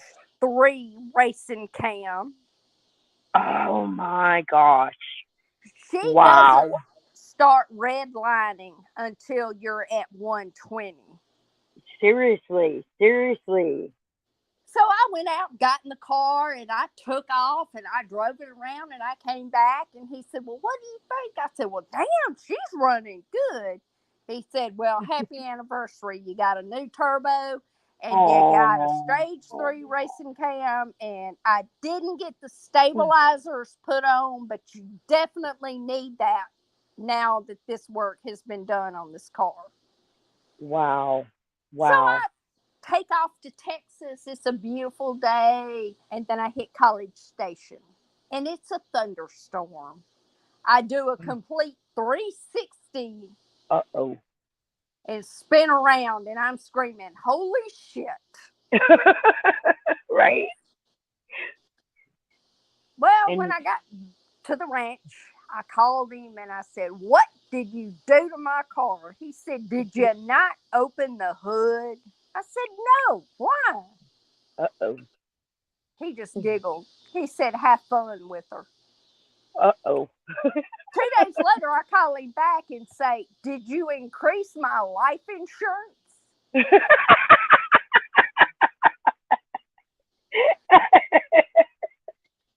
He said, well, you've always told me you love fast horses, fast cars, and fast men. So you got all 3. Oh my goodness. That's something I need to talk about on another live is people don't realize how much your insurance follows you places, like your homeowners and stuff. I don't know how many of you know, but I didn't even know it. Well, I kind of did, but in the Johnny Depp trial, Amber's homeowners insurance was paying her for her trial, but then when it was ruled that it was deliberate and done, I forget the term that they used, but she intentionally inflicted all that. They said, well, now that's not covered under the homeowners. If they hadn't have got her for that, they would have paid her bill. But because they were in the home that they were renting, their homeowners covered the rental. So because they were going to court over stuff that had happened in the house, that's why the lawyer was covered by the homeowners. So I'll tell y'all another day, but there's so many things that homeowners and car insurance will cover for, and they're not going to tell you. They're not going to tell you. No, they're not. But I will make a public service announcement that should you travel with a designer bag of Chanel, Birkin, Louis Vuitton, if it gets stolen while you're traveling, your homeowner's insurance covers it. Oh, really? If you Okay. have a designer watch like Rolex, Tag Heuer, whatever, if it should get stolen when you're traveling, claim it on your homeowner's insurance. Yeah, you're right. Definitely.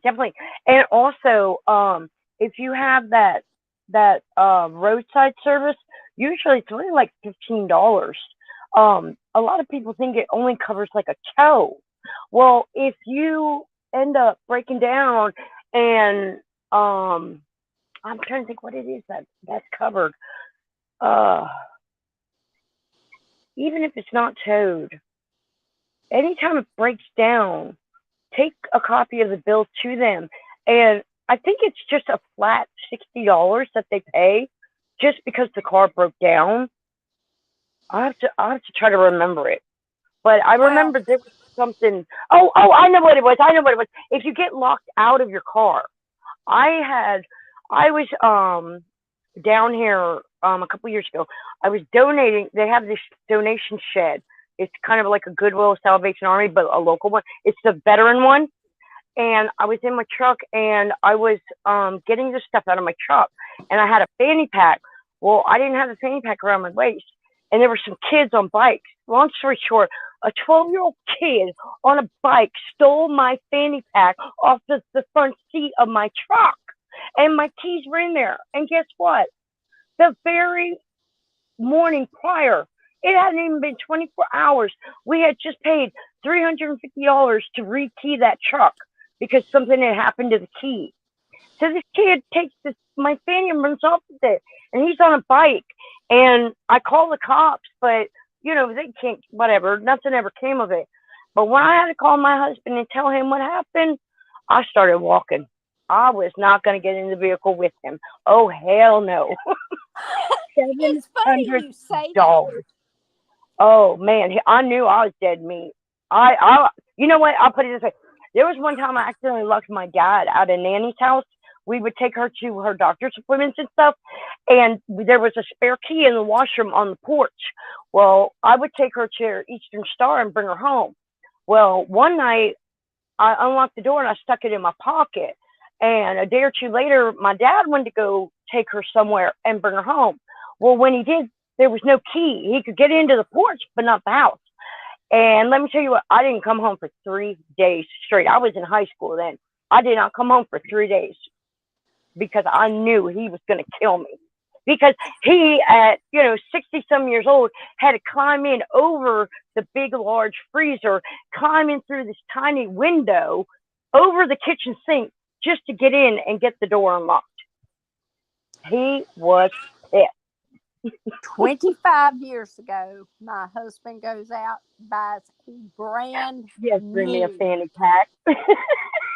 It was only sorry, Robin. I didn't normally wear it all the time. We had gone to Six Flags, and I got one just for Six Flags. And I think we hadn't done that. Hadn't even been like 2 weeks. I was still carrying it around. Yes, I'm a total dweeb, 80s girl. Go ahead, Robin. My husband buys a brand new pickup truck. Beautiful. 1 week to the day he bought the truck, I'm trying to hook up the horse trailer. Mm-hmm. I drop the tailgate. I back into the horse trailer. I do $3,800 worth of damage to his brand new truck. Oh, wow. Oh, Not wow. one scratch on my horse trailer. Before he gets home, I have called the insurance. I have taken it to the dealership. I have the parts on order. Oh, no. He comes in from work. It made him so damn mad. Oh, He you better couldn't believe say it. anything. My husband's like that. You let me put one scratch on that Dodge truck out there, man, I'm catching all hell for a week over a scratch. And I have the worst luck. And I told you all this before. I have the worst luck in the world. Honest to God, I am just cursed. I can make a backup plan plus an extra backup plan, and it still will fall through. I kid you not. I can only laugh about it because you just can't. I mean, if you don't laugh about it, you're going to cry about it. But I mean, if it can happen, it will happen to me. And it's fine. I'm okay with it. I've learned to live with it. But I am blessed 30 times over. I really, truly am. But when it comes to luck is not on my side. And it just never fails. Anytime something, we get a new vehicle or something, I'm the one to fuck it up. And of course, I had to go hit a deer. And, it's not my fault. But that didn't matter. It was a brand new truck. 5 days later, my husband shows up with a pickup truck for me. Right? He says, right? I love you. You've given me 2 beautiful sons, but keep your ass out of my truck. And to this day, I have not driven his truck. I'll be a passenger, but I ain't driving it. Well, my husband's tried to keep me in my own vehicle, but damn, it just, what is it? 4 vehicles now have been wrecked. Only one was my fault. I can't keep a vehicle anymore now. I've had my truck. I had my truck forever and a day, but I got my dad's Acura when he passed away, and had a fender bender with that. somebody pulled out. They ran the stoplight and hit me as I was crossing through. And then I got a PT Cruiser, and we tested it out really good at the dealership and all. And I had never bought one from a dealership before, and I never will again. Ended up the thermostat was bad in it. They rigged it just enough to get it sold, and you can drive it longer than 10 minutes and it would overheat. Well, it just wasn't worth fixing, so we ended up taking a huge loss on it, and it just wasn't worth it. So we sold that, and then I got my Nissan, and that got wrecked at 2 months. So I just said, I don't want a car. I don't want a car anymore. And COVID hit, and I'm at home. We don't need a second vehicle. If there's anything I need to do, I schedule it all for one day, and then I'll drive him to work, and then do what I got to do for the day, and then go pick him up, and it works out great. So, well, you still have a lot to look forward to. When my oldest son, a week before he graduated from high school, we go out and buy a brand new truck. 7 days later, I get a phone call. Mom, can you bring the brown truck out to Long Lake and pull me out? I'm stuck. Uh-oh. I jump in the truck, throw chains in there. We're going to pull him out of this mud hole. Right. I drop off a hill and make a curve, and I see 4 inches of a tailgate. Oh, no. No, he didn't stick it. He sank it. Oh, no. So I jump out of the truck, and I count the kids that are supposed to be with him, and I've got them all there, so they're safe. And then I weighed in on my son, and I said, honey, we're going to have to call your daddy from the plant and have him come up here because I didn't bring a trailer. So I called my husband. He leaves work. He meets us out at Long Lake. And I told him, I said, before you come out here, you need to go by the house and get the flatbed. He said, how bad is it? I said, baby, it is not stuck. He sank it. We get it on the low boy, get it back to the house, unload it off the low boy. The next morning, George Carr comes out here to pick it up. When they go to load it up on the car dolly, water pours out of it. Oh, no. They unload it, water pours out of it. I had to go up to George Carr and get information out of the truck and clean it out. I opened the glove compartment, and there's minnows swimming in the glove compartment. Oh, no. Now, the kicker of it was I had sent the first insurance payment off 4 days ago. Oh, wow. Oh, wow. I'll roll up into that insurance company, and I guess I had a look of just, don't ask me questions because I'm going to kill you and everybody else around. Exactly. And Kyle is standing there begging me, please don't call, Daddy. I said, Kyle, we can't hide this. This is not something that we can sweep under the rug. Right. Wait till your kiddos get a little older. Right. I told my daughter last week, where we live, I said, if you want to go ahead and start learning how to drive, I'll start teaching you, because Eddie, he taught his daughter since literally knee high to a cricket. He was teaching her how to drive. So then by the time she turned 16, I mean, she was one of the best drivers you could ever have out there, and I think it's smart to teach the kids young. So. My kids had to learn early because they had to drive the truck when we were in the hayfield loading square bales. Yeah. We put them driving, and then Richard and I would load the hay bales on the trailer. Yeah. So that was, you needed that help. Well, my Yep. dad taught me how to drive, but I'll be honest. I feel like there were just things that he didn't think to teach me, and I mean, when it comes to driving, I feel like a lot of people, they just don't know unless they're taught it. And one of the biggest things that I noticed is people don't know that the left side, if it's a double lane, people don't know that the left lane is for faster traffic. You're supposed to stay in the right lane and use the left lane to pass in general. And people, all the time, they just ride in the left lane, and you'll have 2 or 3 cars behind the first car and you're wanting to get through and they just don't think a damn thing of it. And I'm like, move over! Well, 10 years ago, my husband went out to the ranch with me that I was working on in Texas. And we hit the Texas state line. And all of a sudden, I pull over to the far right. And Richard's like, what are you doing? I said, this is the cowboy lane. So you move over to the left and let them go past, and then you pull back into the right lane. He said, I ain't never in my life. I said, you'll see how convenient that is.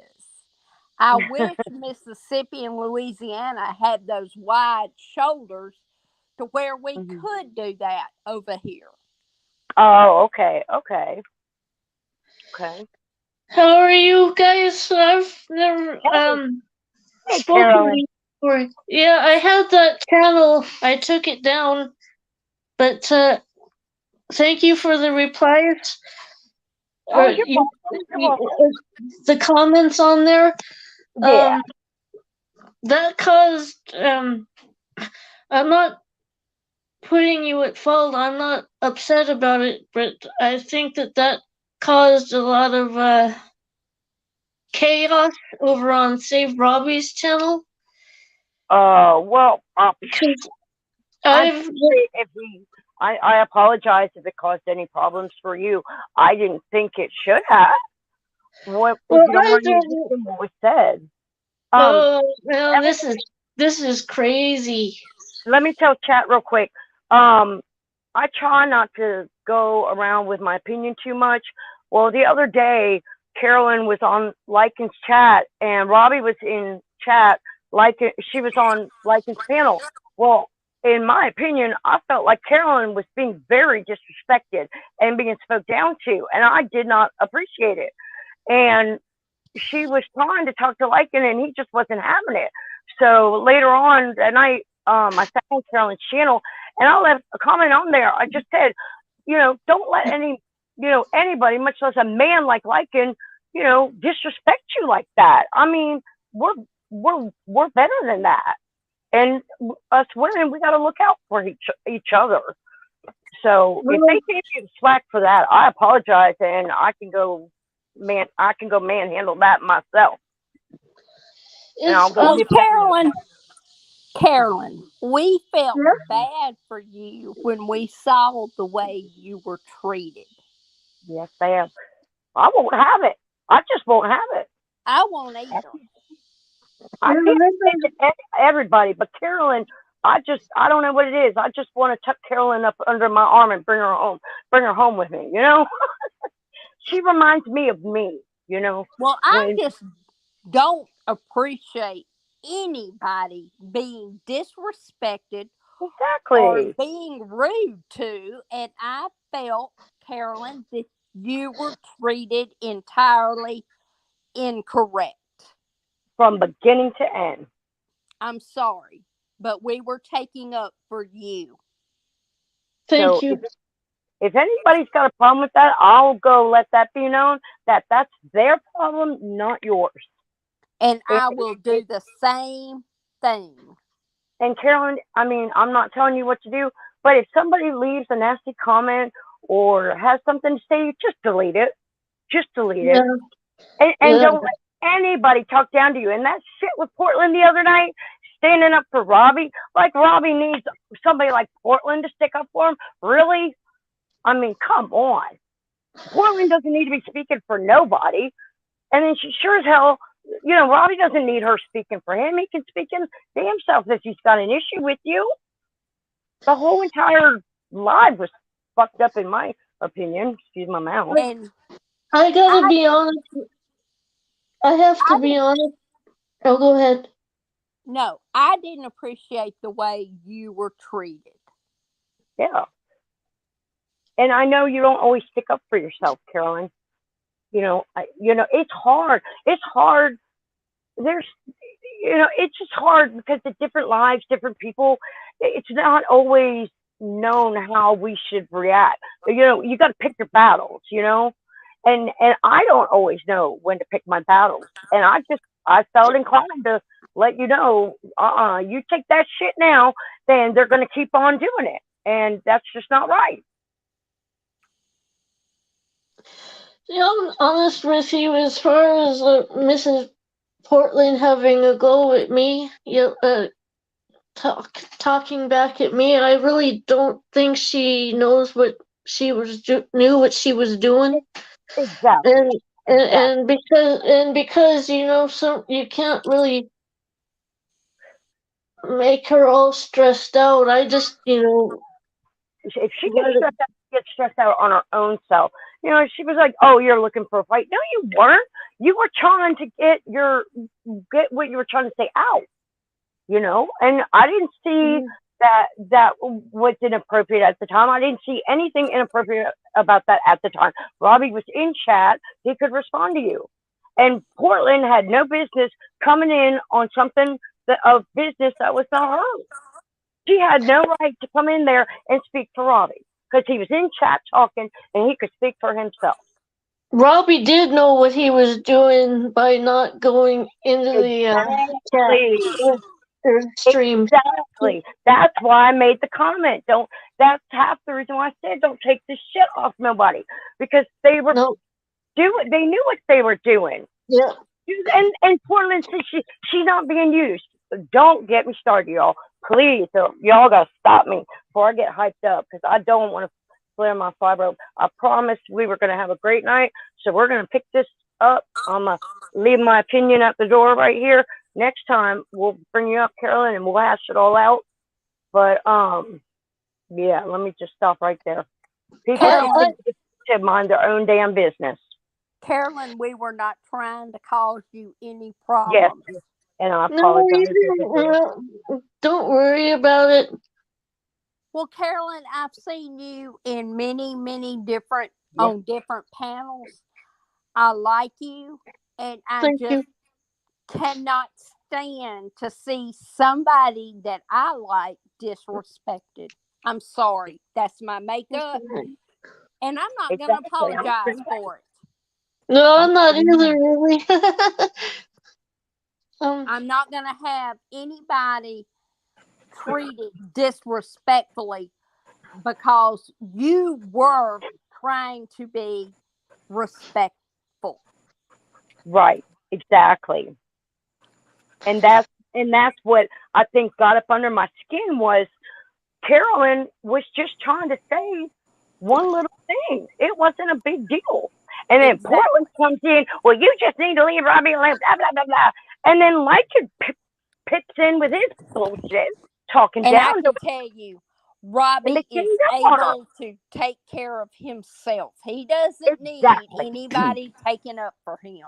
And I felt like Carolyn was ganged up on. That's what got me so riled up. She was by herself and she was at work, and they took advantage. No, they didn't take advantage.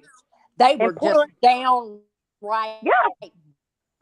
And Portland says she's not being used, and Lycan and Robbie are real friends. Well, real friends don't have you do their dirty work. So now you got two examples. One was the porno pic. Lycan knew damn good and well that was going to shut Portland's channel down before it shut anyone else's. Sally Ann's, whoever it was, Portland would have gone down in a heartbeat had it gone whatever way it was supposed to.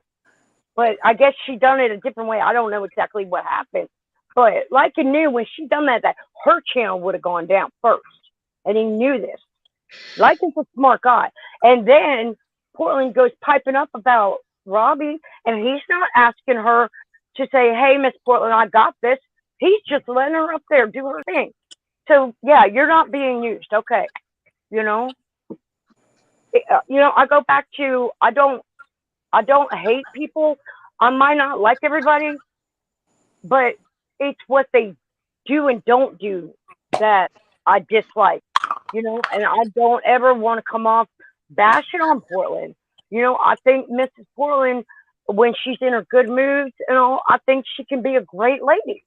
I think, at several times, I mean, she can be great on live panels, and not everybody's going to like what everybody does, but there's some things that need to be fine tuned. It's a whole nother story, but I don't hate Miss Portland, and I'm not bashing on her when I say any of this tonight, and I'll leave it at that.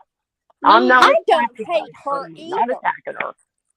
There's no hate, and I can't judge her. There's no hate, and Right. I do want the best for her. I know I make my I do videos, too. but I do want the best for her.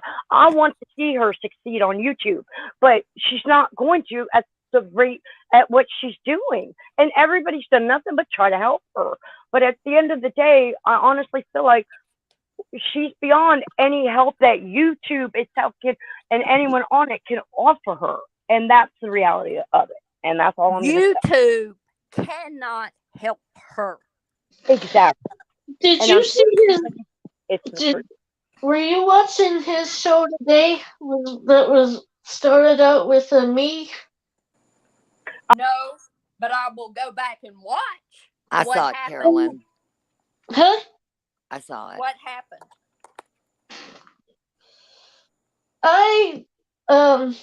Robbie and I are both from Colorado, and I thought, well, hell, I thought I was being a good friend and supporter. Yeah, I And always think you have been. I see you around on different panels. I think you're an absolute sweetheart. I've never heard you say anything bad about anybody. for whatever reason, I was gonna stay on his channel. I was actually gonna call it home and everything. Mm-hmm. Yeah. I went. He's lying a little bit. First of all, as far as that pinata that he's going on about, he was asking his panel to go and look for one for him, and I'm not the only one that responded. By the way, Okay. I just went and did it. Mm-hmm. And then also because I work in a bakery and other reasons, I thought I would throw in a birthday cake. Oh. And it was one. I mean, it cost enough. Right. Yeah, they're not cheap. Birthday cakes are Aren't you in the UK, Carolyn? Huh? They're outrageous. They are. Even the cargo ice cream cake in the freezer at Walmart is expensive. I live in the UK, but what I did was I looked up a local bakery to him, and I ordered it. Oh, that was nice. That is so sweet, Carolyn. Oh my God, I wouldn't even think to do that for somebody. I know. Oh my God. That is Now, sweet. if that ain't kindness, I don't know what is. Come on. I feel like I would give, all of us would get a shirt off our back, but I would have never thought to do that, Carolyn, ever. You are an absolute doll. You really are. And this is why we're not letting nobody treat you this way. We ain't having it. Well, I think Carolyn has 3 people on panel that have her back. Absolutely. 100%. We got you, Carolyn. We got you, girl. Don't you worry about a thing. We got you. This girl's got to hold together. Don't never take nothing off of nobody. You are an awesome person. You are number one, and don't ever let anybody speak or treat you like you are less than that. I'm 46 years old, and it took probably over 30 years to get that through my head. And I've seen you remind me so much of myself, and that's why I gotta reach out. there's that one girl that I guess in the past she went to prison for threatening to bomb up a college, and she had Oh, Right. the YouTuber? You talking about the YouTuber? yeah. Yeah. We Yeah. know who What, you're talking about. yeah. What Me- about her? I don't want to mention any names, by the way. Mods, no channel names being mentioned. So. I We know who wanted you mean. I Connor. I wanted to stay away from her. Yeah. Yeah, I wouldn't go near her. But and I because of my work, because of everything that I have to do around here, maybe I just didn't tell him entirely everything because he knew her before I did. So so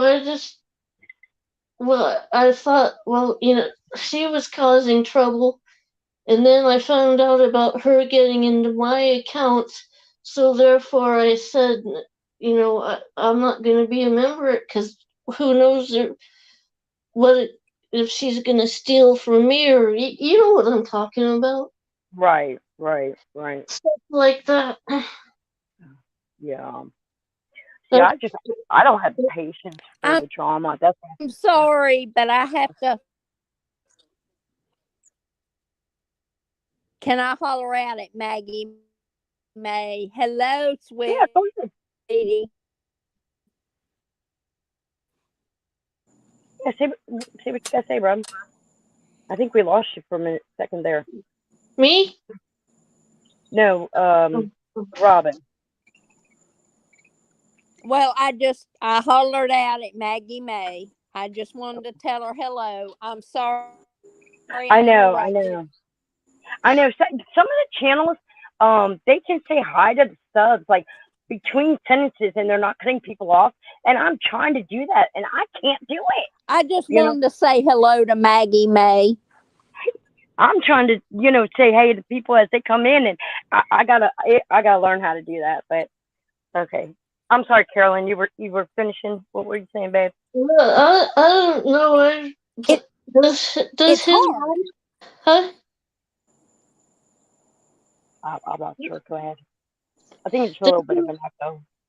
Does his mom come in here because maybe that's why he was being funny? I don't know.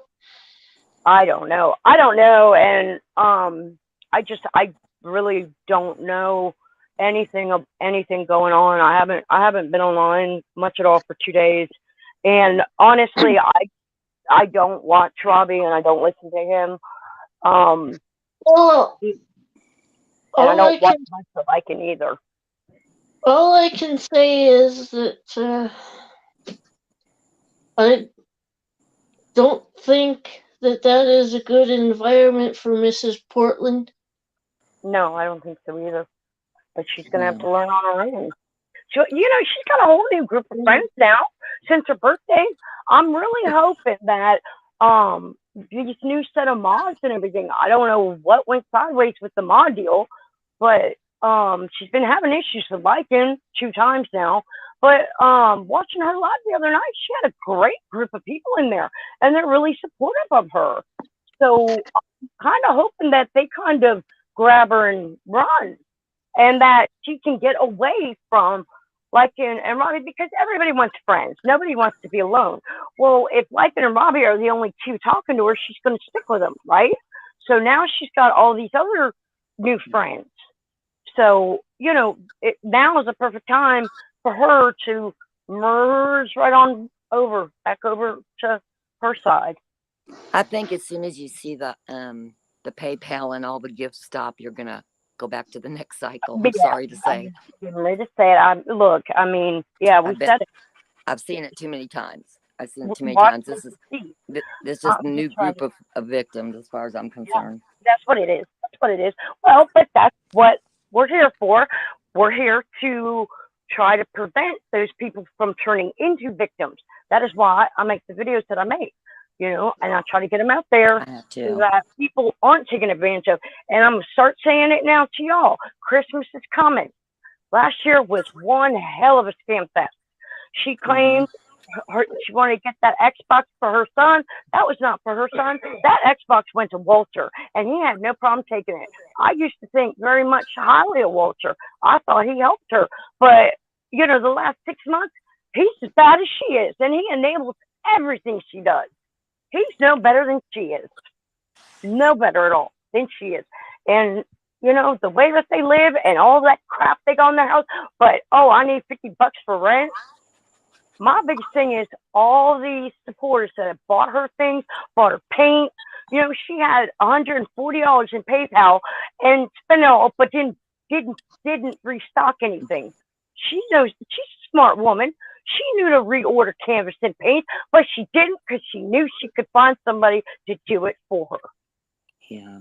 And it's been like this for years. Yep. We're not going to see anything different. It's just going to be a new group that she's going to claim I have give it 7 exploited days. and used her.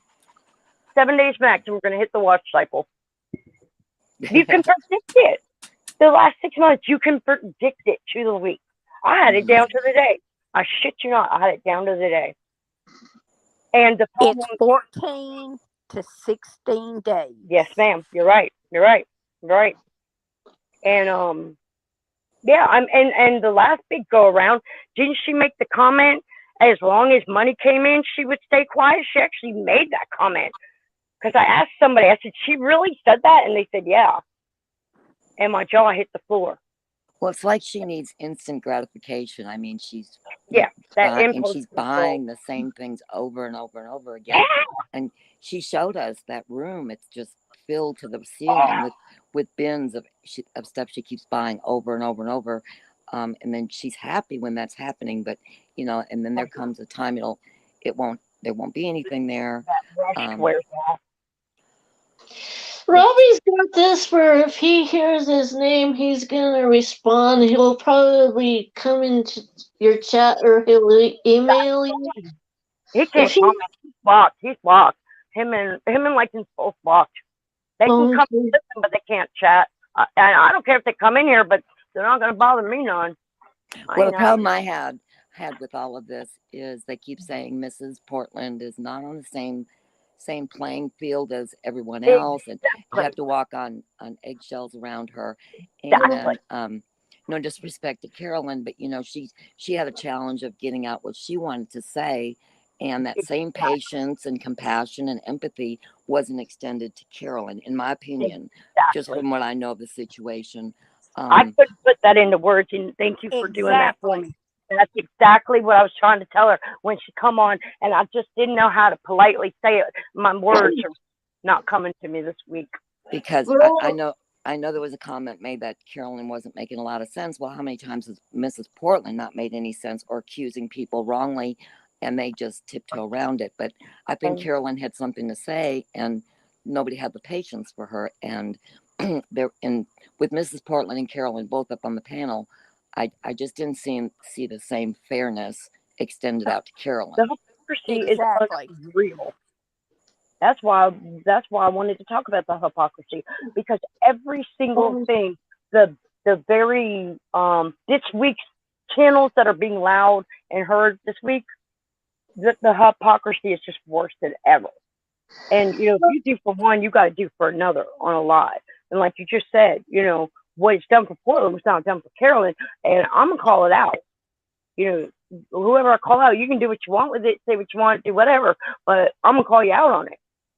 I'm not gonna argue with you, but if I see something like that, I'm gonna call it out, because that's just not right.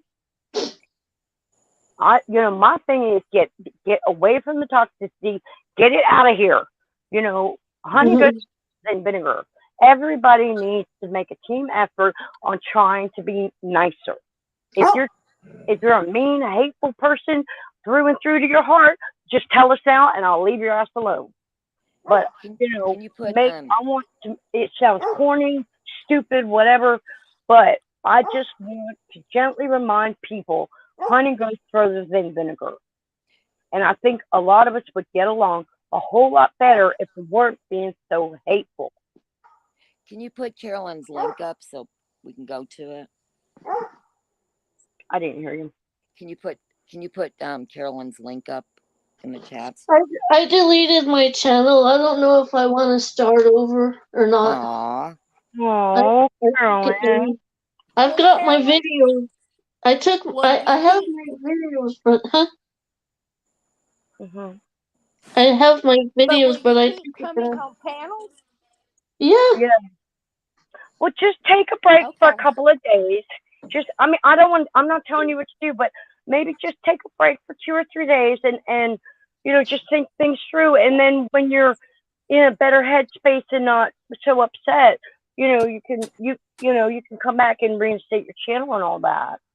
But Carolyn, if you ever get upset, I'll give you my cell phone number. If you ever need somebody to talk to you, you can always email me and you can call me anytime, day or night, anytime.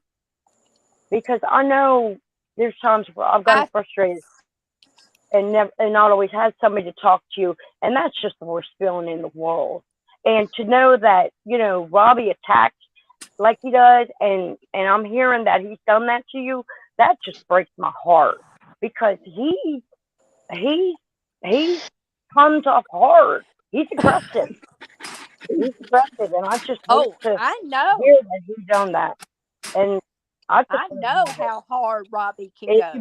right. He's pretty damn aggressive, very over aggressive, and he knows that Carolyn is not anything near like that. He knows he can mow her ass right over, and he's doing it. And I'll be damned if I'm going to let it happen and not keep my mouth shut. That's just not right.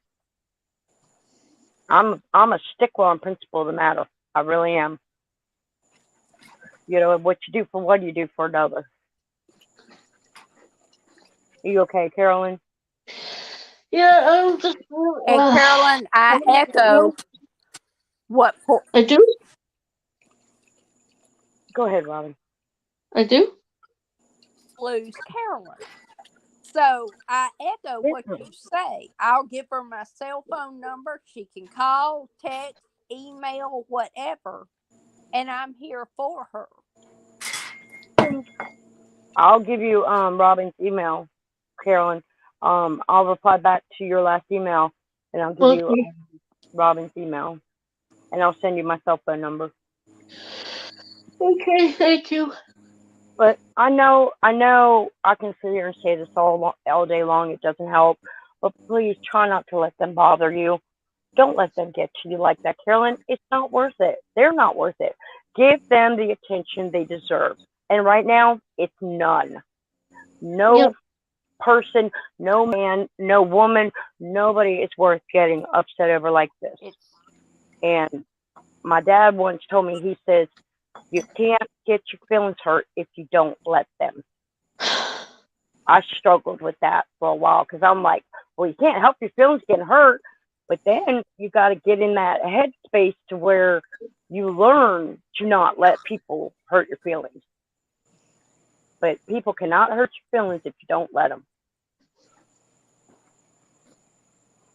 We don't want to lose Carolyn being on panel and being in the YouTube stream. I think she's a breath of fresh air. I really do. I mean, I just love watching you, Carolyn. I think you were just the sweetest person. You really are a breath of fresh air because YouTube is so fucking toxic and everybody's just so hateful. And here Carolyn comes along and she's just the sweetest thing. She ain't messing with nobody. She's not bothering nobody. And then Portland comes along. Oh, she's looking to pick a fight. Being so damn hateful. I pretty much told her not to message or email me anymore because of that. That was my email, and it was only one, and so. And Christine, you're right. You're right. I mean, I don't know Robbie, but I've heard probably over 20 people say that he's just not himself. I don't know what's going on with him. I wish him the best. I wish him the best. I really, truly do. Because I know Robbie, in all his hatefulness like that, he cannot be a happy person acting like that. And he cannot be possibly sleeping good at night being such a hateful person. I don't care what anybody says. When you're that aggressive and you're that hateful, then you yourself have something going on that you're trying to deal with, and you're frustrated and you're venting on others. Because I've done it. We all do it. I'll go rah, rah, rah, rah, rah. I'll go bucket at my husband one day, here and there. And then I come back later and I tell him, honey, I'm sorry. Well, that's what we're here for. We're here for each other. And he understands, we all have to vent. So personally, in my opinion, and I could be way wrong, but I feel like Robbie's just got some personal things that he is or isn't or may try to be dealing with, and he's struggling, and his way of venting is to just do what he's doing right now. That's what I Well, see. my issue when Robbie went after me was you can go after me all day long. It don't make a shit to me, and I give not a fuck what you think of me. But don't go after my kids when you don't know them. Exactly. Irvin, who are you talking to? And I don't want to take your comment wrong. I'm gonna give you a chance to explain that. That doesn't sound very nice. What are you trying to say? What a surprise that Carol and Robbie not getting along now. Now look at you. This is why you shouldn't have even gotten involved. Sorry, but this is what you get. We don't talk like that in here, Irvin. That's not what we're about. And that's not the attitude that we take in here. We're Irvin, talking you about have solving never problems. acted this way. Why are you acting this way now? Yeah. We are compassionate and we find solutions to the problem. We kill with kindness. I really don't want to have to be Mama Portland Archives, okay? If I have to be, I will. You do not want Mama Portland Archives coming out. I promise. Robin, you better let him know. Well, Irvin, I have seen him for 6 or 8 months. He has never been rude or mean. Why is he being this way now? Or are we taking Yeah. Mods, can one of y'all please delete the that? I wrong cannot delete way? that. I can't delete that from here. Oops, hang on. Sorry, Patty. Hold on. Sorry, Patty. I didn't see you. How many months do I have? I don't think you took it. I don't think you took that comment right. No. I asked no, a mod I to don't delete think it. you. I don't think you were reading his right though. Well, that's why I was asking if he could explain, because I don't want to take it wrong. Well, Irvin said here, Carolyn. It just sounds wrong. So that's why I said I'm trying to give him a chance. Do you want to come up real quick, Irvin? I'll drop down if he wants to come No, up. you're fine. Look, Irvin, if you didn't mean nothing to it, just say, hey, I didn't mean nothing, And I apologize if I'm taking it the wrong way. That's why I said it first. I think you are. I don't think. Okay. All right. I apologize, Urban. I apologize. And this is where I go back to with Portland. when people just drop them the link. Oh, sure. Okay. When this is what exactly what I'm talking about. When I say with the comments and text and stuff, they're in words. There's no tone or attitude with the words. So I will always reread something 2 and 3 times. Yeah, and I think Portland, though, he knows Carolyn better than maybe the rest of us do. Thank you, Pat. Thank you. Grab that link, Irvin. I was just saying that. I want to meet you. I've heard really good things about you. I've heard really good things about Irvin. I'd love to meet him. Every time I have ever seen Irvin, he has been a total sweetheart. Here it goes. Hang on, I'll grab it. I got right, you. But there's history. There's history with everybody, and I don't think we know everybody's history. And regardless of the history, hey, Irvin, regardless of the history. Oh shit! Can you hear me? Can I reply to Christine W? Yeah, go ahead. How do you look at the chat? I am not stalking Robbie. What I am doing is responding to anything he says, or I was trying to help him with other things, but I'm hardly ever home or on a computer, so no, there's no stalking. Okay. Right. Right. Hey, Irvin, I saw you're driving, so um, I don't know. Whoops! Ah, did we lose him? Irvin, did you drop down, or I'll put the link up again? I was trying to grab him real quick because he was driving. I should have probably had him come up first, before Carolyn was talking. I'm so used to everybody having Bluetooth in their car. He said he's not driving. Oh, he's not driving. I'm sorry, I didn't see Uh-uh. that. Well, grab the link again, Irvin. Come on. But it sounds like he knows Oh, I Carolyn didn't better. kick you. I didn't kick you. I didn't kick you, love. It must have dropped. It must have dropped. I apologize. I got my hands on my lap. Don't be kicking Irvin off. I'm not. I want to It's hear your what he has fault, to say. Patty.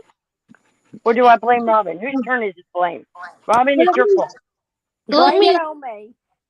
Hang on, here he goes. All right, hey. Hi, Irvin. I'm gonna leave and come right back. All right, I'll be back here. Okay. Can y'all I'm hear sorry. me? I Yeah, hear Irvin. yeah. Oops. Mhm. Oh, okay. No, I'm not driving. Well, I'm sorry. What's up? What do you need me to clear up? Oh, I misinterpreted your comment, and I apologize. But I was trying to figure out what you were trying to say, though. Oh, yeah. I mean, I understand text can be, misrepresented, but I was just telling Carolyn, like, hey, like, you involve yourself in this, you got to deal with it now. I mean, don't involve your shit that has nothing to do with you, first of all. And that goes to everybody. You know what I mean? Even me. When shit happens to me because I involve myself, I don't go around pitying myself. It's like, hey, that's what I get. Yes. Hi. What? What? What's what? Is that Carolyn? Can you hear Yeah, me? it's me. Okay, so what's going on? You and Robbie had a falling out or some shit? Sorry. Hang on. I kicked myself off. Sorry. Yeah, I guess so. I don't know. It's what difference of opinion? No, I mean, I don't know. I'm just saying. I don't know if you guys had a falling out, so I'm just kind of figuring all of this out. But at the same time, well, why did you involve yourself in this? Because we were all surprised. Like, you're just Carolyn, just hanging out, talking to us, and then next thing you know, you got an issue, but you won't explain the issue. And Because now that you have an issue with Robbie, you're coming back over here, wanting pity. I'm just saying. what do you mean coming back over here? I've never been here before. Well, what I meant was you're coming back to a side that's kind of more laid back, neutral, against Robbie kind of thing. Like, I mean, I don't know if you can read the chat, but none of Because us you are know like what? big Robbie Well, fans. I did invite Carolyn to the live tonight. I did invite her. I left her a comment the other day, and I told her I was having a live and to come on. If she wanted to No, come up. okay.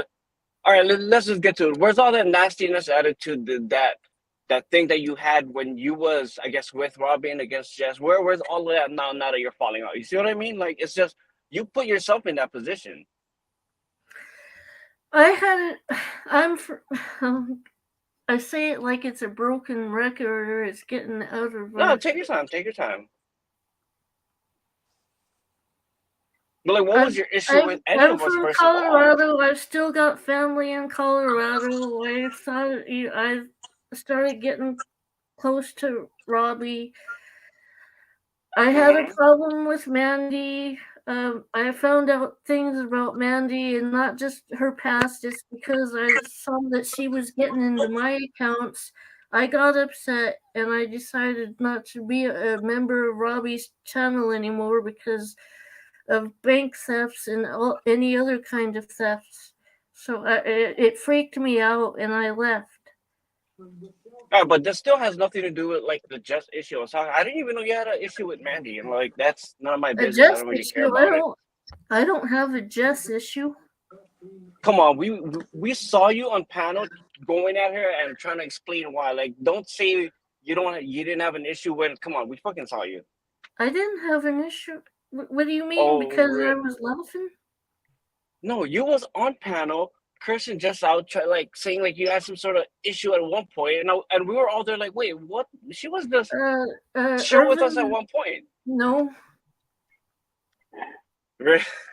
All right. Well, I mean, okay, there you go. Oh.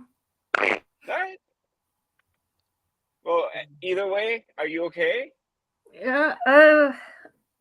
Just take it easy. You know, sometimes I think and it sounds sometimes like being I'm probably talking out of my ass, but I think she may have been frustrated at the time, and maybe that was the uh-huh. best way that she knew at the time to try to take care of the problem. I don't know Carolyn that well, but that's Do something you I would probably do. do you know the situation at all? Well, if you want to go there, I mean, we was fucking there in the chat. So I mean, you denying that you was ever there going at Jess just kind of defeats the whole purpose.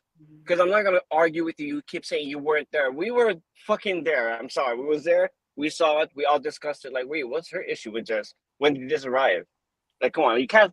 It, we saw it. You're gonna say you didn't do it. You guys, So we're you not gonna guys go don't, nowhere you with guys it. don't know me. First of all, if you've got a little No, kid, you're right. We don't know you. We don't know if you. you got But a little kid, or if you're expecting, or you've got issues like what Mrs. Portland has, I'm not. I have I'm issues with gonna leave it Miss alone. Portland, but I this don't has talk about it. we're going off track here because now we're talking about Miss Portland, but we're not even bringing her up. I'm talking to you, and like what does kids have to do with? I don't know what you're saying, but what I'm saying is we're gonna go nowhere with this because we all saw you, and you're gonna say you didn't. So what's the point of going any further? So I just said, hey, whatever. Are you okay? You know, that's it. I'm fine. All right. You know, sometimes you just gotta enjoy being irrelevant and being a nobody. You gotta enjoy it because it's like all these things that creators are doing is like something I wouldn't be able to handle. So sometimes I just take a back seat. I don't. And people send me shit like, "Oh, did you see what this person?" I don't give a fuck. And people can tell you, I tell them I don't give a shit. That's their opinion. Whatever. I don't have to clap back at everything. People lie about me all the fucking time. I don't give a rat's ass. I go with it. I think right now the most recent was I'm Tick Turtle Gum again. So all right, cool. I'm Tick Turtle Gum. I'm sorry. I mean, well, what they gonna do? But are you still gonna deny that you weren't on panel trying to curse out Jess with whatever issue you had? I don't have a problem with Jess. No. I'm not saying you have a problem. I'm saying, are you still gonna deny that you weren't on panel at one time angry at Jess? That didn't happen. I'm Is what trying to is think of a polite way of saying, can we maybe take this up off the live stream from here? Carolyn, because of we don't know you that well, do you want to tell us about you? No, I mean I can hop off. I mean I only came up because somebody wanted to clarify some stuff, and I guess we clarified it before I came up. I can go down if you want. My bad. Well, that's okay, Irvin. I appreciate it. I'm not in a good mood right now, so I do apologize. Yeah, look. I mean, I'm just in a Carolyn, bad mood, but yeah. You guys. Carolyn, I don't hate you. I don't even know you, but I mean, come on. There's times where I look at you like, stop involving yourself. Come on. I get what Irvin's saying too. Don't you think that but if it all Go ahead. Right. Well, take your time. No, take your time. Or if you don't even have to explain anything. It was just me saying. I came on probably just like the majority of this community to hear, and it was regarding an interest for the Watts case. Yeah, I think that's where we all started. We all are. Let me continue. Let me continue. Hey, Coco. Got on the Natasha Cooper's panel, and there was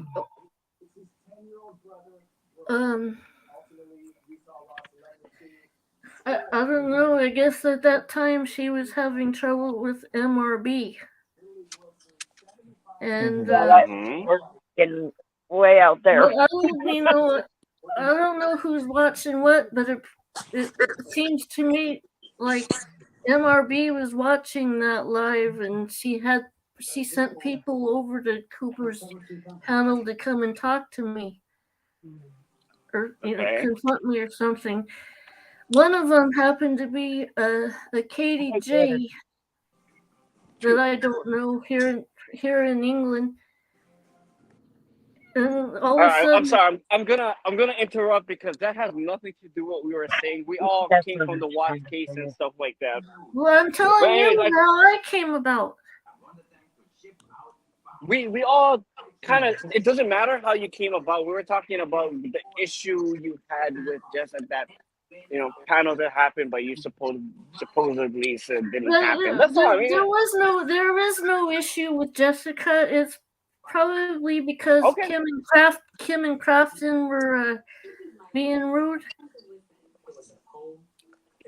All right. And I'm trying to run a radio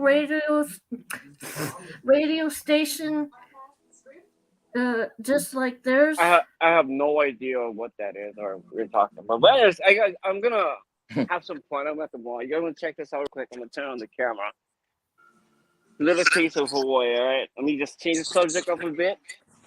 So right there's a beach out there. Yeah. I'm at the Where are mall you at, right Urban? here. I'm at the mall at the shopping center.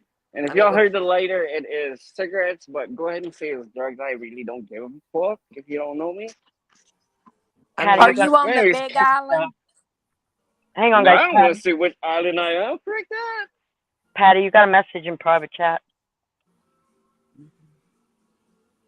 Is she still up here? I'm up here. Yeah, I'm looking. Okay. Anyways, Carolyn, I hope you're okay. My best suggestion again is just sit back and enjoy and just watch. We all have our opinions, but that doesn't mean every opinion has to be heard. Sometimes I am very vocal, and other times I say some shit, but I don't type it because I know I'm not willing to deal with the nonsense.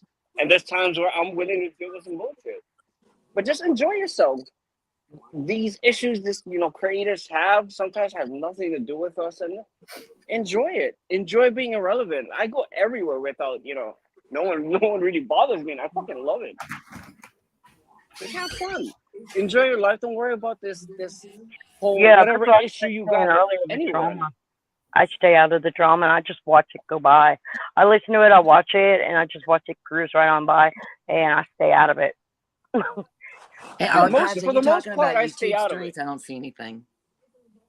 For the most part, I stay out of it, and there's times where I get involved, and when shit happens to me, I don't go fucking crying about it. It's like, hey, I got myself involved. Like, hey, there you go. And there's times where I don't get myself involved yet. I'm brought in. I don't really give a shit anymore. It's just whatever. Just think of it this way. If someone walked up to you in the street and started telling you they don't like you, what do? You're just like, all right, cool. Like, all right, you don't like me. I don't really know you, but all right, cool. But I'm also not going to walk up to someone I don't like and tell them, I don't like my neighbor. Do I have to go knock on his door and tell him that I don't like him? Or I can keep that shit to myself.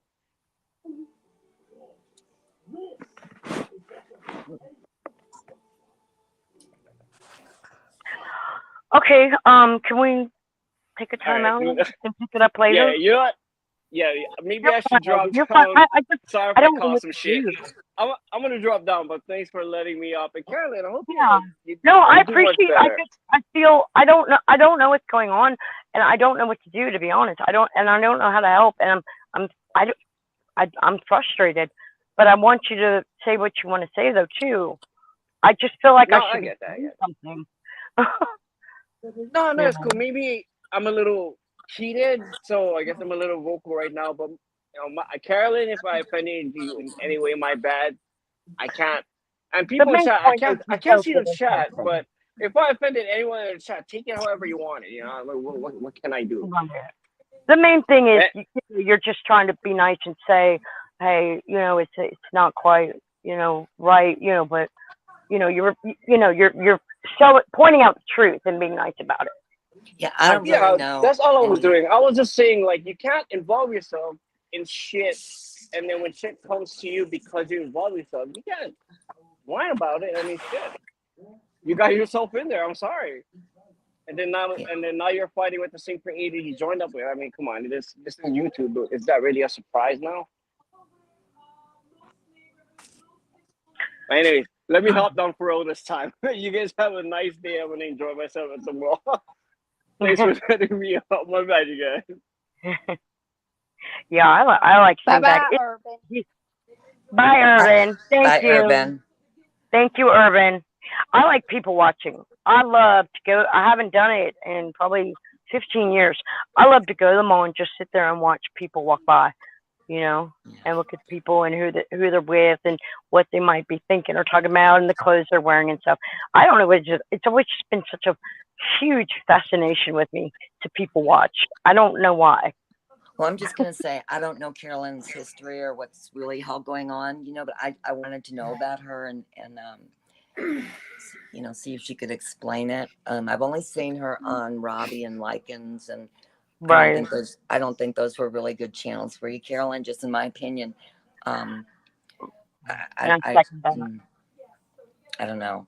But I wanted to know about you and who you are and everything, if you feel comfortable Mhm. telling us. I mean, what you have family in Colorado, but you live in England, right? You live in England, Carolyn? I Yeah, missed she that. does. Wow. What Yeah. part of England do you live in? My family's from there. Where? South Yorkshire. Oh, Say it wow. one more time. Say it one more time. South Yorkshire. How far are you from, say, London or Cambridge? How far am I from London or Cambridge? Probably 5 hours. Oh, okay. Would you happen to know a town called St. Neots? No. Okay. How long have you been in England? You haven't been there long because you don't have an accent at all. You gone 20 years, probably. Yeah, 20 Have you years. really? Where is your accent? I'm from Colorado. Colorado. Yeah. Oh my gosh, I went to England for 3 months to visit my Auntie Pam, and I'm telling you, before the first week was up, I had my English accent right back. I had one growing up because of my parents. And you can still hear it every once in a while. They say there's about 3 words, and I know one of them, and I'm not going to say because y'all going to tease me about it, but there's about 3 words, and you can really hear the accent come out then. I don't hear one bit of it, Carolyn. No. So Is your family there with you, Carolyn? Do you have family in England? All of my brothers and sisters and immediate family are back in Colorado right now. what brought you to England, if you don't mind me asking? Just distant relatives. I have cousins in the Manchester area. Oh, I know where that is. I know where that is. Yeah. That is so awesome. My dad always told me I always had dual citizenship, and my dad always kept the dual citizenship because I was born in Bermuda, even though I was born an American. My mom was English, my dad American. They always kept the dual citizenship so that if anything ever happened, like God forbid World War III or something, we would have no problems going back to England. And my mom, she was born in Kenya, and then later moved to England. But I had some family there. But my dad always told me keep the dual citizenship with my kids so that God forbid, would we need to get out of the country, we could go to England and we wouldn't have issues with residency and all of that. And I never did it. I never got around to doing it. So. Yeah, sure. We got quiet. It got quiet. Okay, well, can I finish telling the story about my mom?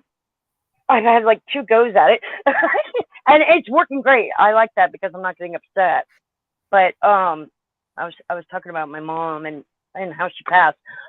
So real quick, just so she'd been in the nursing home since 2000.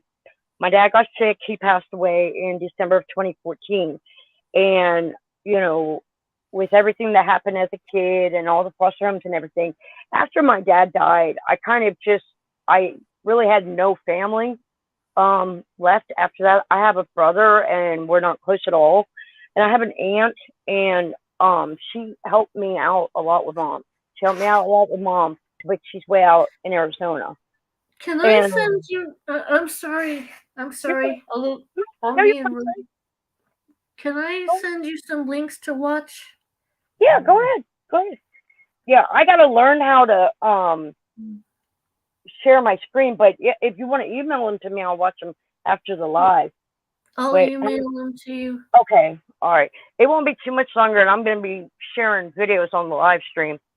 But so my dad died in 2014, and all I can say is everything changed then. When you basically have no family, nobody to count on. You know, in an emergency, yes, I could call my aunt in Arizona, but and she was quote everything to me, but it's hard to explain. Anyways, so I just kind of went down this dark hole, and I couldn't handle my mom. I was so depressed, and my mom, she was calling me saying, you know, you put me in this nursing home, and you know, where's all my stuff, blah blah blah, and I just couldn't deal with the hatefulness, and I said that I was going to take a break for you know, a week or two, and then a week or two turned into a month, and with, you know, I've, you know, had health problems, I'm married, I've got kids, you know, life is busy, I'm not making any excuses at all, and where'd Robin go? Okay, she probably dropped off with the weather, but long story short, 7 years went by. 1 or 2 weeks turned into 7 years, and I didn't realize 7 years had gone by. But I got a card in the mail the other day, and it said, like, with deepest sympathy. And I kind of freaked out because I didn't know, was it my mom or was it my brother? I've tried to get close to my brother, but, you know, we've just never been close, never have been. So, hang on, Robin, I got you. So,